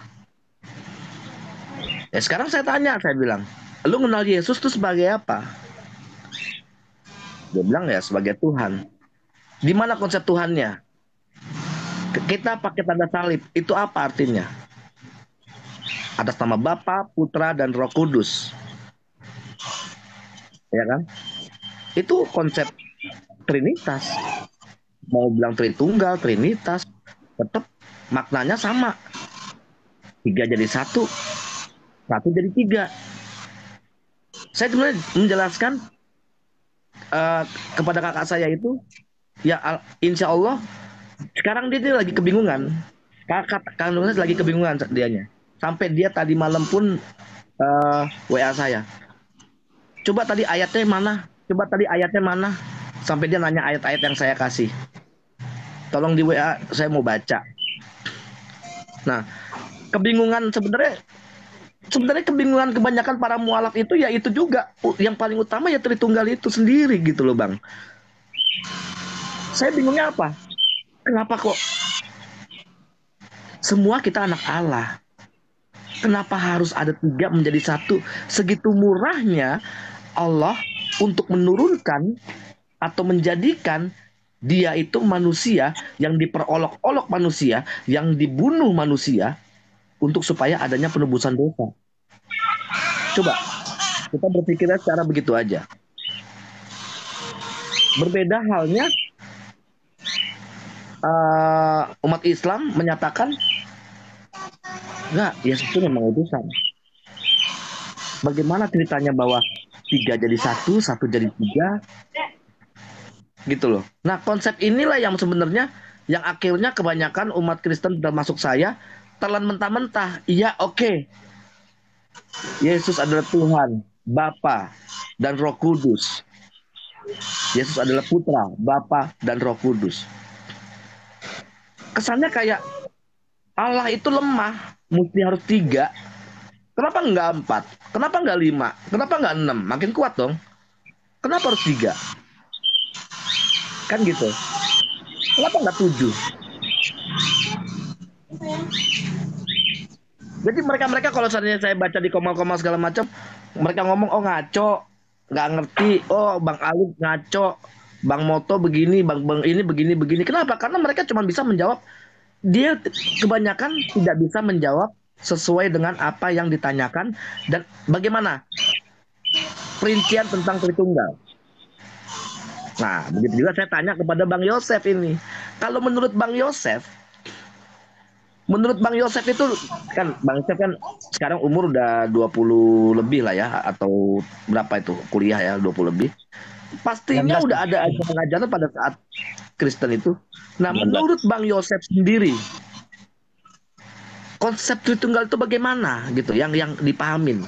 Kan kalau saya itu akhirnya saya tanya kepada Romo saya sampai berapa kali, sampai 3 kali loh saya datang dengan pertanyaan yang sama. Seperti apa yang saya tanyakan kepada Bang Yosef ini. Perjanjian Lama apakah kitab kita? Maksudnya apa Tritunggal? Maksudnya apa Perjanjian Baru? Siapa Markus dan Lukas? Kenapa Markus dan Lukas dikanonisasikan padahal dia juga bukan murid Yesus? Kenapa nggak ada namanya Injil Petrus, Andreas, Bartolomeus? Nggak ada. Padahal mereka orang-orang terdekat Yesus. Kenapa nggak Maria menceritakan tentang keilahiannya Yesus, padahal Maria adalah orang yang terdekat, yang sangat terdekat dengan Yesus? Dan jawabannya itu yang kemana-mana. Nah, menurut Bang Yosef ini, konsep Tritunggal itu kalau menurut Bang Yosef itu apa? Jadi biar nanti teman-teman di sini Bang Sueb, Bang Moto, Bang Alif, Bang Nandar mungkin bisa menambahkan atau memberi pengertian kepada Bang Yosef. Nah, kira-kira apa yang dimengerti sama Bang Yosef ini? Monggo silakan. Izin ya. Konsep Tritunggal yang sedikit saya pahami itu ya, nah itu saja yang bilang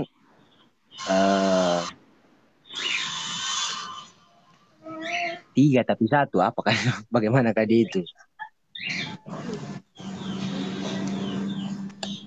Sudah bingung toh? Bingung kah? Bingung. Saya juga. Ya, makanya saya tadi pertanyakan Bang soal konsep Tritunggal ini karena itu yang terus menghantui isi kepala saya. Bagaimana caranya supaya saya bisa memahami hal itu? Tapi sampai sekarang tidak. Saya juga pusing. Ya, jadi pusingnya. Maksudnya tuh bukan gini Bang, apa namanya? Ngomong ke Bang Andre aja duluan. Bukan dibilang maaf ya, bukan dibilang saya mau jelek-jelekan agama saya sendiri, tidak. saya agama Kristen, saya tidak menjelek-jelekan agama saya sendiri. Cuman jika ada sesama orang Kristen yang ditanyakan bahwa bagaimana konsep Tritunggal itu, toknya juga jawabannya pasti itu tok Ji, imani saja. Imanmu harus kuat untuk bisa menjawab pertanyaan itu. Oke. Sementara kita ini manusia biasa loh. Kita tidak bisa mempercayai hal sesuatu jika tidak masuk dalam logika kita atau bagaimana. Kalau saya itu mungkin karena pemikiran saya masih di bawah lah.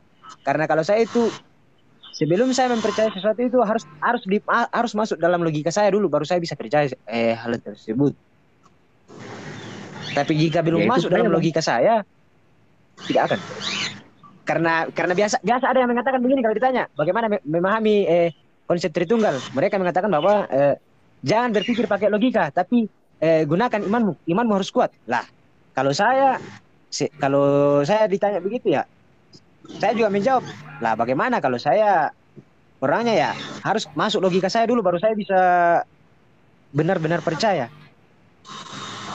Atau bagaimana? Nah, ini kan udah dikasih jawaban nih sama Bang Sueb segala macam. Nah, apa yang Bang Yosef dapat nih? Sudah paham belum?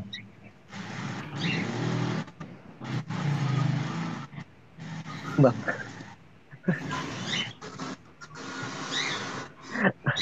Maaf ini Bang, maaf. Tapi memang saya pusing sekali. Ini bukan doktrin loh. Ini bukan doktrin loh. Bang Sueb, Bang Alif, Bang Moto semuanya itu memberitahukan berdasarkan data. Apalagi Bang Sueb itu sudah menjabarkan segitu banyaknya sampai segala macam sudah dijabarin, ya kan, teks originalnya. Nah, kira-kira terus saya juga sebenarnya sepemikiran dengan Bang Yosef pada saat saya baru 2 tahun mualaf. Saya juga Katolik 42 tahun. Saya orangnya yang nggak bisa namanya diatur, nggak bisa dibohongin, nggak bisa dipaksa. Tapi pada saat saya memahami atau saya berpikir secara kritis, persis seperti Bang Yosef. Ini bukan doktrin Bang Yosef, maaf. Kita juga di sini nggak mau memualafkan Bang Yosef. Saya nggak mau namanya untuk supaya Bang Yosef masuk Islam, enggak. Tapi membuka pemikirannya Bang Yosef supaya Bang Yosef paham. Kalau misalkan nggak paham atau misalkan enggak, tetaplah gua di Kristen, ya monggo. Kita juga di sini nggak memaksa bahwa wah harus ini, enggak. Cuman kalau saya 42 tahun umurnya baru masuk Islam. Harusnya 42 tahun itu lagi ketol-ketolnya itu. Di Kristen. Nah, disinilah saya menyatakan bahwa enggak nih, gua nggak mau imani saja. Dan begitu juga saya kulik lagi Al-Quran dan alhamdulillah saya login pada hari Minggu saya gereja. Hari Minggu nih saya gereja. Saya tanya ke Romo tidak bisa jawab. Seninnya saya mualaf. Itu sakti ada. Nah, sekarang tinggal Bang Yosef aja ini. Bang Yosef mau memahami, terus mau mempertahankan prinsip, pokoknya ya saya sudah harus Kristen aja sudah. Walaupun saya sudah tahu kebenaran kayak gimana, saya harus Kristen sudah. Ya sudah. Boleh tanya Bang Nandar, Bang Alif, Bang Moto, Bang Sueb, apakah kita meminta untuk supaya ayo Islam? Oh enggak, tapi kalau misalkan iya, kalau misalkan Bang Yosef paham, aduh kayaknya gua di Islam nih. Alhamdulillah. Akhirnya Bang Yosef login, itu aja. Monggo yang lain silakan ditambahkan. Ya, terima kasih Bang Andre, Masya Allah. Baru 2 tahun mualaf nih Bang Yosef Noel. Mudah-mudahan Bang Yosef, kita tidak memaksa Bang Yosef untuk masuk Islam. Kita hanya menjabarkan atas kebingungan dari apa yang Bang Yosef tanyakan. Tetapi kembali lagi, hidayah itu adalah hak prerogatif Allah.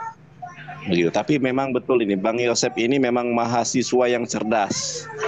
Memang mahasiswa itu daya kritisnya sangat luar biasa, karena saya juga pernah mengalami sebagai mahasiswa. Apalagi ini terkait ketuhanan ya. Ketuhanan ini bukan masalah nilai. atau A atau cek min dan lain sebagainya itu masalah yang tertulis. Tetapi kalau masalah ketuhanan itu yang akan menentukan nasib kita nanti di pasca kematian kita. Apakah kita akan apakah kita dalam posisi kebenaran ataukah kita posisi dalam ketidakbenaran. Kalau kebenaran rewardnya sorga, kalau ketidakbenaran rewardnya tentu kerajaan maut atau neraka, begitu. Silakan Ustadz Alif, Bang Moto, Bang Sueb, mungkin ada yang nambahin? Sedikit ya. Silakan. Saya tambahkan, saya tanya sedikit ke Bang Yosef ya, Bro Yosef ya. Bro Yosef, saya tanya, nanti jawabnya iya sama tidak aja ya, biar jujur ya. Kenapa Yesus itu ketika dia berdoa kepada Bapa, ya itu kan dia memanggil Tuhan itu dengan sebutan Bapa. Itu karena memang Yesus adalah anak Allah, benar atau tidak? Halo Bang Yosef. Bang Yosef masih nyimak atau jauh dari perangkat? Masih mute Bang Yosef. Halo Bang Yosef, kita ini dulu ya, kita harus. Oh, ada. Siap. Lanjut, masih nyimak kok, Bang. Lanjut. Coba. Bang Yosef bisa dengar saya? Halo, Bro Yosef. Pelan-pelan, kedengaran banget, Oh.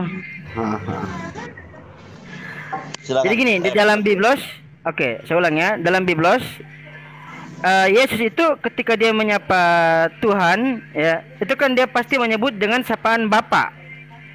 Kenapa dia menyebut Tuhan sebagai Bapa? Karena memang Yesus adalah anak Allah menurut pandangan umat Kristen, benar atau tidak?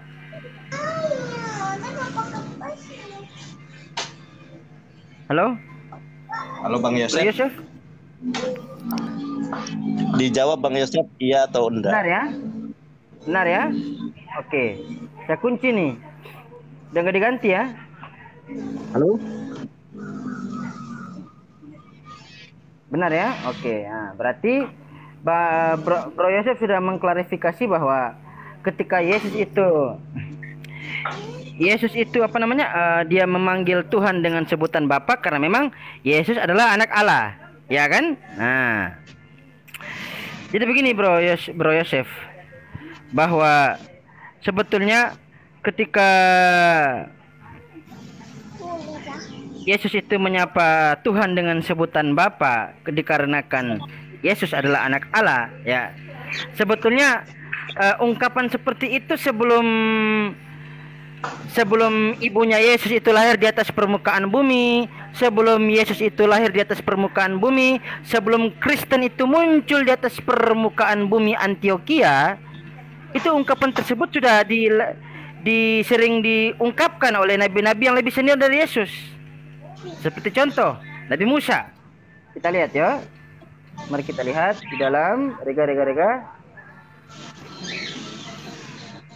Sebentar.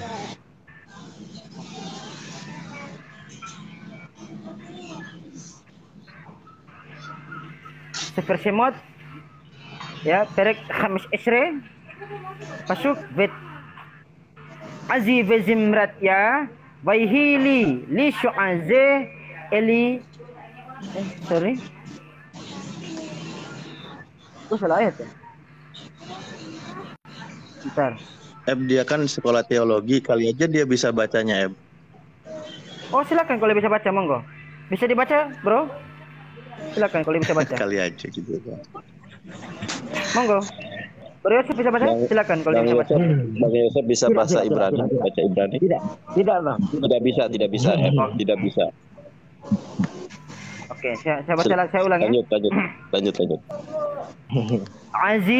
Azi bezimrat ya waihi li syu'aze eli bi anfehu. Oke, saya ulang ya. Azi bezimrat ya waihi li syu'aze eli bi anfehu elhei abi bi arammenhu. Nah, Tuhan itu adalah kekuatanku dan mazmurku. Nah, cuman ini ada kesalahan terjemahan, cuman nggak apa-apa lah, kita nggak bahas kesalahan terjemahan. Mazmurku, ia telah menjadi keselamatanku, ia Allahku, kupuji dia, ialah Bapakku. Kuluhurkan dia. Nah, Moshe Rabbeinu memanggil Hashem, memanggil Tuhan dengan sebutan Bapa juga. Ini ya, sekalipun terjemahannya agak melenceng, cuma nggak apa-apa lah. Jadi dikatakan Elohe, Tuhanku, Abi, Bapakku. Bahkan Nabi Musa, Moshe Rabbeinu pun dia menyapa Tuhan dengan sebutan Bapa. Berarti boleh saya simpulkan dong kalau Nabi Musa itu juga anak Allah. Itu yang pertama. Yang kedua, ya, pada Kejadian itu Bani Israel pun disebutkan sebagai anak-anak Allah. Bani Israel loh. Pada Kejadian pasal ke-6 ayat yang kedua. Maka anak-anak Allah melihat bahwa anak-anak perempuan manusia itu cantik-cantik. Lalu mereka mengambil istri dari antara perempuan-perempuan itu, siapa saja yang mereka disukai mereka. Katakan dalam original teksnya mengatakan begini. Wayir'u beneha Elohim. Nah, beneha Elohim, anak Elohim ini, anak Tuhan.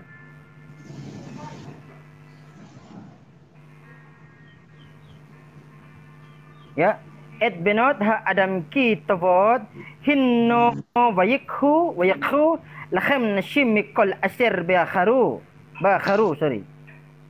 Wayir'u beneha Elohim. Bani Israel pun disapa dengan anak Allah. Nabi Musa pun menyapa Tuhan itu dengan sebutan Bapa. Nabi Musa juga anak Allah. Coba. Dan ungkapan tersebut terjadi sebelum ibunya Yesus itu lahir di atas permukaan bumi, sebelum Yesus itu lahir di atas permukaan bumi, sebelum Kristen itu muncul di atas permukaan bumi Antioquia. Ungkapan tersebut sudah ada. Tetapi bukan berarti bahwa ungkapan tersebut sangat disakralkan, sangat disaktikan untuk sampai dijadikan sebagai sang sesembahan. Tidak. Ini merupakan sebuah ungkapan bahasa Semitik yang dimana Yesus Kristus itu cuma mewarisi pemahaman-pemahaman dan tradisi-tradisi terdahulu umat-umat sebelum dia.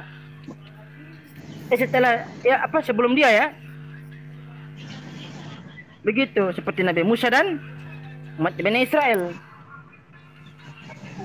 Gitu.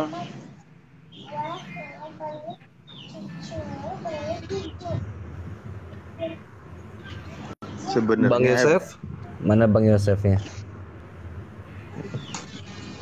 Hadir. Bang Yosef, saya mau tanya, lebih sulit mana Bang Yosef menerima Tuhan itu Esa, tunggal, atau Tuhan yang 3 dalam 1, 1 dalam 3, Bang?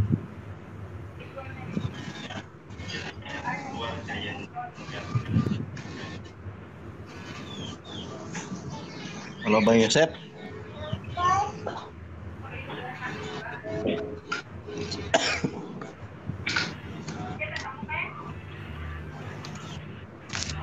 Suaranya kok kecil ya?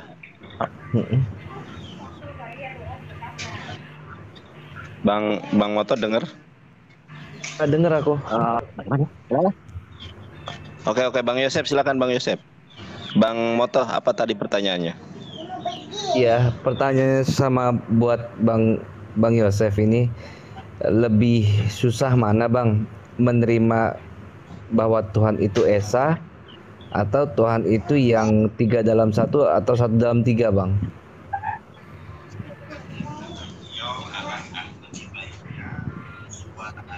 Tunggu saya ketik.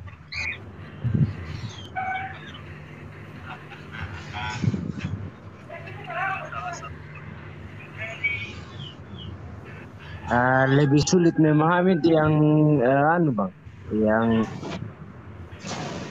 Tuhan itu ini.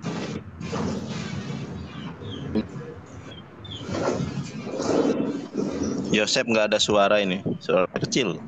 Tapi tadi bisa disimak sementara bahwa susah atau Bang Yosef mengatakan lebih sulit memahami Tritunggal daripada memahami keesaan Allah. Itu Bang Moto. Siap. Lanjut yang lain. Iya. Iya. Ada lagi pertanyaan Mungkin- Bang Yosef atau kurang puas dengan jawaban yang sudah disampaikan oleh para debater muslim? Halo Bang Yosef. Wah, rupanya sinyalnya kurang mendukung. Aduh. Sayang sekali. Iya.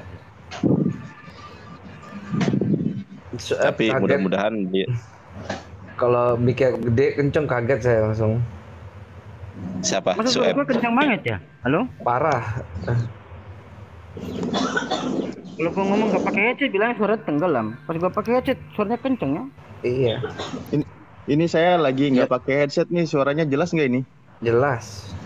Jelas. Ya. Itu Bang Suap. Jelas nggak suara gua? Jelas nggak suara gua? Kenceng banget. Iya. Udah jelas kenceng lagi ya. Iya ya. Orang kaget juga Iya. lu ngomong begitu, Kaget loh ya, bener. Langsung tek aja. Karena kalau aku sih maunya nggak pakai headset, tapi kalau pas aku buka headset, aku ngomong orang bilang suaraku tenggelam kayak di sumur. Kayak di kamar mandi. Iya. Pas aku pakai headset jadi kencengan. Mau gimana sih? Skema teologi itu. Belum ada. Atau yang lain naikin yang itu Mas Nandar nggak apa-apa. Mas Yosef Yang itu Kristen, komentar kali. Itu natural Iya, tuh. Kalau nggak Bimo tuh. Tuh dari tadi ngebacot mulu di bawah, ya kan? Yang ngomong sok tahu tentang Nggak Tritunggal, berani sok tuh. tahu. Ya udah naik. Jelasin. Ini kan Itu gini ya, Bani typing sih Bimo itu. apa namanya, yang bikin ini kayak gini kan bapak-bapak gereja ya. Pasti kan tujuannya agar dipahami, agar mudah dipahami. Tetapi anehnya ketika dijelaskan, justru yang menjelaskan pun seperti tidak paham, apalagi yang mendengarkan. Ya ini kan memang apa ya? Cobalah. Mungkin dia tadinya saya juga mau nanya ke dia tentang ini, tapi dia sendiri sudah bingung karena dia kuliah juga kan. Ya berarti dia lebih mendalami, lebih banyak belajar gitu. Kenapa dia yang bingung malah nanya ke yang lain yang tidak belajar secara resmi? Misalnya penjabarannya si Sueb tuh udah jelas banget itu. Sampai teks originalnya segala macam sudah jelas banget. Sebenarnya Aduh, bahan asam urat naik lagi. Yang lain deh ngomong silakan. Gua diam lah kalau gitu. Kenapa?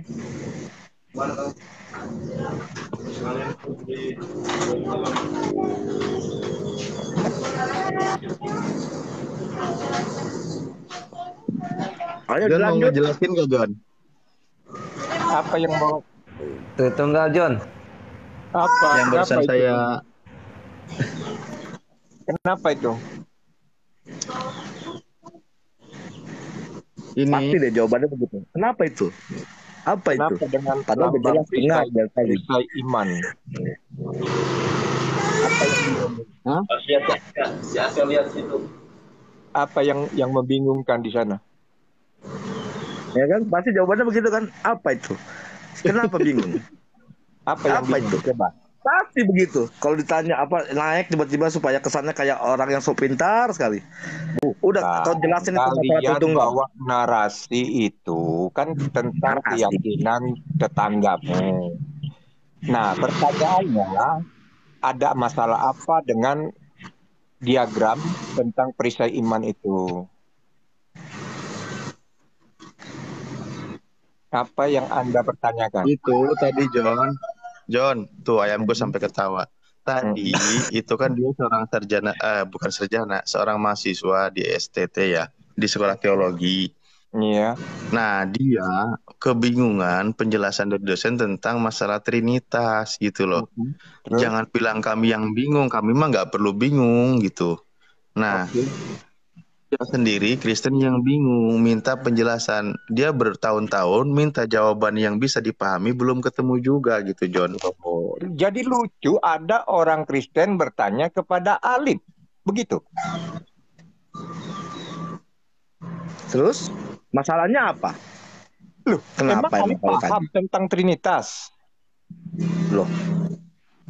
Lebih Nggak paham mana? makanya Antara jelasin, Kristen John. atau orang Islam? Iya, aku bingung kenapa dia bertanya sama bro Alif, kenapa? Iya, makanya jelasin, John. Seharusnya Jelasin, kan dia jelasin. masuk ke ruangnya si Mikana, ke ruangnya Jeki Sembiring. Kalau dia bingung kan? Kalau dia menanya Dia udah tentang nanya Al-Quran, dosen, nanya pendeta, Dia John. udah tanya. Loh. Dia udah tanya. Yang Dia udah masuk tanya ke roomnya, kemana. Tapi kok penjelasannya nggak jelas. Ini, brother. Makanya sampean, ini John Peter Siagian yang ganteng, tolong jelasin. Yo, kalau kalian bagaimana? yang bertanya, saya jelasin. Tapi kalau mahasiswa itu bertanya kepada kalian tuh aku bingung. Korelasinya karena mereka- apa? Karena dia udah tanya kemana-mana dan jawabannya tetap imani saja, kuatkan iman. Katanya begitu. Ini ceritanya mau makan daging babi tapi masuk ke warung Padang nggak ketemu. Ya emang nggak ketemu. Iya, nggak ketemu. Dan sekarang dia tanya sama orang yang sama-sama makan babi, nggak taunya yang makan babi ngomongnya rasanya apa? Ayam, begitu. Tambah parah lagi, dia nyari daging babi ke toko bangunan, tambah parah. Nah makan itu tambah parah lagi. Makan Makanya. babi rasanya ikan. John. Jadi dia tanya. John, aku nanya kau. Dia nanya. Nanya ini aja, John. John. Ini nih. Jelasin. ini. 1 Yohanes 5 nomor 7.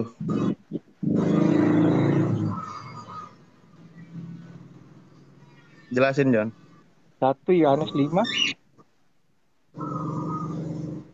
Gimana maksudnya? Nomor 7. Ini kalau versi bahasa Arab ya, Yonatan. Li'anna hunaka salah satu yashadun. Cuman ada 3 yang bersaksi, udah segitu aja masih ori. Tapi kalau versi bahasa Indonesia, sebab ada 3 yang memberi kesaksian dalam surga, Bapa, Firman, dan Roh Kudus. Dan Bapa, ketiganya adalah Firman, satu. Dan Roh Kudus, dan ketiganya adalah satu.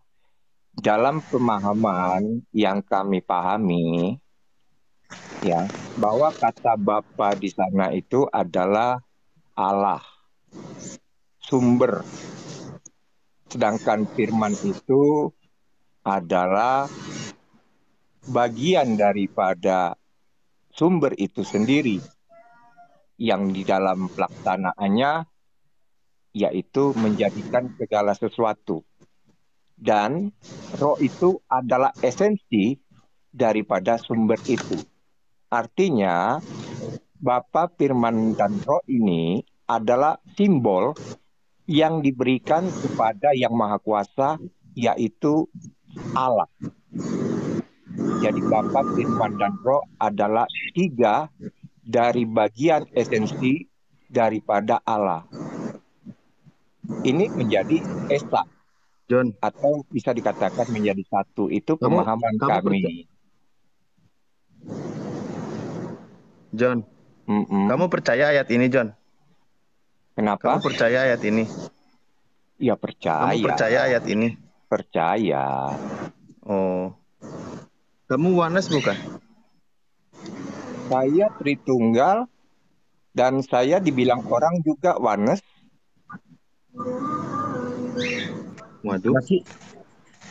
Ini aliran multidenom ini. Kenapa? Nah, kan kalau orang Wanes Tergantung- tidak mengakui Bapa, tergantung Firman, kondisi, dan John? Roh. Tapi kami mengakui Bapa, Firman, dan Roh itu adalah ketiganya adalah Esa. Gitu. Makanya John, kamu katanya Wanes, tapi kamu Yang- percaya ayat ini. Kalau orang Menurut- Wanes, saya tunjukin menurut ayat ini langsung kalian, bilang itu Uneripa, sisipan. Kamu malah menurut menjelaskan, Uneripa, bingung jadinya. Bentar, itu tidak ada di dalam kitab apa itu Tritunggal, apa itu Wanes, itu tidak ada tertulis. Itu adalah doktrin. Jadi kalau yang kau tanyakan itu dalil, bukan doktrin. Gitu. John, orang Wanes ditunjukin ayat ini langsung bilang, oh itu sisipan, nggak percaya saya itu. Gitu John, itu nggak tegas dia. boleh. Kami bukan orang Wanes, kami bukan Wanes seperti itu. Loh, oh jadi kamu Tritunggal. Loh, orang mengatakan Wanes seperti yang kau bilang kan, kamu mengatakan saya Wanes, saya tidak Wanes. Saya mengakui Tritunggal seperti itu, ketiganya Esa. Tadi dengar katanya Wanes. Iya saya Wanes juga Tritunggal. Anda yang bertanya, Anda Wanes. Saya Tritunggal dan Anda bilang Wanes, terserah Anda kan. Tadi gue dengar iya saya Wanes bukan Tritunggal. Sekarang apa hubungannya ayat itu dengan Tritunggal dengan Wanes? Coba, apa kaitannya? Ya. Saya ulang lagi ya. Orang Wanes mengatakan ayat ini sisipan. Di mana tulis seperti itu orang Wanes mengatakan itu sisipan? Monggo tunjukkan. Kamu tanya aja sama Daniel. Silakan tanya. Loh, kalau saya udah nanya, gimana sih? Kalau Anda bertanya sama John Peter Siegian, Anda jangan bawa nama Juma di sini. Loh, kok nama Bang Juma sih? Siapa yang nyebut? Itu contoh. Artinya jangan Anda membawa orang yang tidak ada di Komal ini. Kan kau bilang, siapa yang bilang, tanya kan? Iya saya sebut nama orang Wanes lah. Daniel jelas coraknya Wanes, makanya saya sebutin. Iya. Kau sendiri yang nanya. Kau membawa Wanes itu di mana tertulis? Ku bilang, kau bilang Daniel. Kan aneh pertanyaanmu. Kecuali ku bilang siapa yang ngomong, baru kau bilang orangnya. Kau dengar dulu pertanyaanku. Ya Allah. Ketika saya bertanya, di mana dalilnya? Kau tanya, kau tunjukkan ayatnya kalau dalil.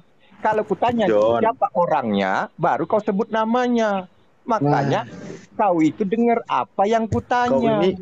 Kau ini kok baru berapa detik udah amnesia? Loh, barusan lagi dibacain ayatnya. Di mana dalilnya? Saya bilang bahwa itu yang bilang seperti itu di mana tertulis? Dengerin dulu lah. Kamu tuh jangan nyerocos terus. Udah saya diem kok. Diem dulu. Aku kan meluruskan. Kau jangan muter-muter. Dengerin dulu.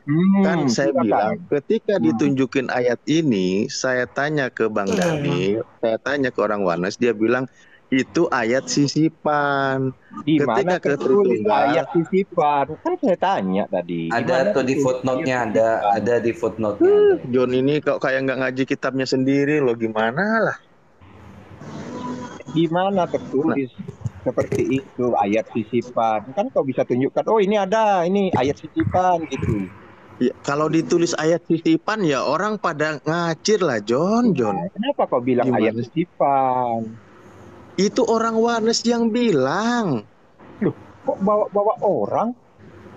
Lah terus bawa siapa? Kambing? Dalil. Lah dalilnya dari keyakinanmu.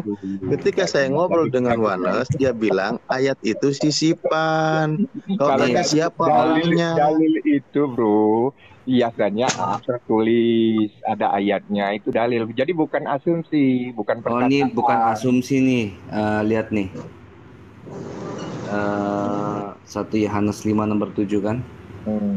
Ya kan? Sebab ada 3 yang memberi kesaksian, tanda kurung di dalam surga Bapa, firman dan terus kita lihat footnote-nya di Yerusalem itu pakai dalam kurung itu 2 ayat. Bagian ayat ini tidak terdapat dalam naskah-naskah Yunani yang paling tua dan tidak pula dalam terjemahan kuno, bahkan tidak di dalam naskah-naskah paling baik dari Vulgata. Bagian ini kiranya aslinya sebuah catatan di pinggir halaman salah satu naskah terjemahan Latin yang kemudian disisipkan ke dalam naskah-naskah oleh penyalin dan akhirnya bahkan disisipkan ke dalam beberapa naskah Yunani. Karenanya bagian ini pasti tidak asli. Masih ngeles nih. Saya nggak ngeles.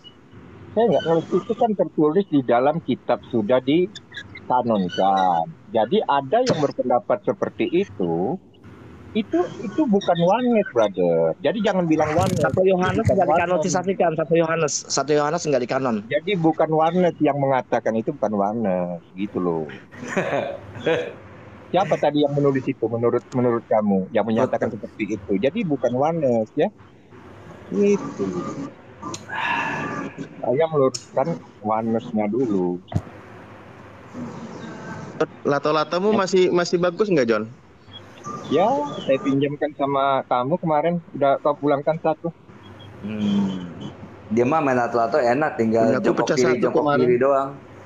Ya udah, kalau pecah beli lagi yang baru.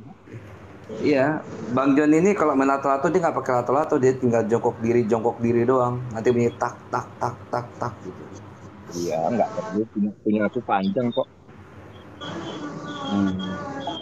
Hidungnya.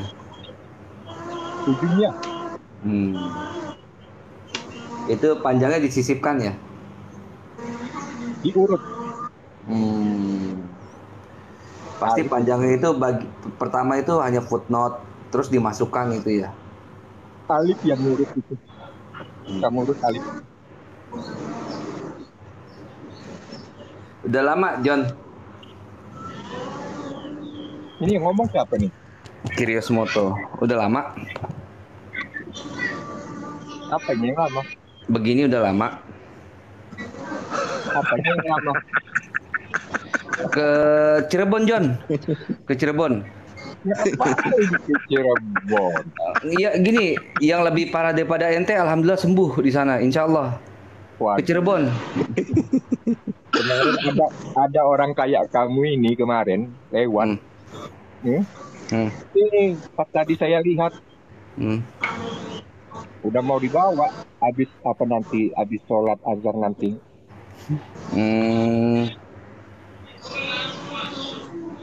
Keluarga udah pada tahu tapi ya?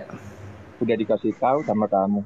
Enggak, keluarga udah pada tahu, cuma belum ada biaya kali mungkin ya. Jadi ya begini dulu aja ya. Sambil jalan pelan-pelan gitu ya. BPJS, jangan nggak pakai BPJS kamu. Nggak pakai BPJS saya. Jangan, mahal biaya. Tapi ini Haimoto dan Kang Enda. Ini saya pakai yang versi aplikasi ini yang versi bahasa Arab, jujur loh, sisipannya nggak dimasukin. Footnote-nya nggak dimasukin. Cuman disebut li'anna hunaka salah satu yashhadun. Nanti kayak yang bersaksi. Cuman gitu aja. Nah, baru di 8 dan ada 3 yang memberi kesaksian di bumi. Iya. Dan waladina yashhaduna fil ard hum salah satun ar-ruh wal ma'u wad dam wa salah satun hum fil wahid. Jadi waladina yashhadun dan orang-orang yang menyaksikan di bumi, yaitu mereka itu salah satu 3. Pertama ruh, kedua al-ma'u air, ketiga adam darah, dan salah satu dan ketiga dari itu fil wahid di dalam satu. Ini kan tentang manusia ya di bumi, bahwa air, darah, dan ruh itu. Avatar itu 3 elemen tapi avatarnya. Ya aku ini jujur, maksudnya yang versi bahasa Arabnya ini kayaknya resmi juga loh ini, karena ini resmi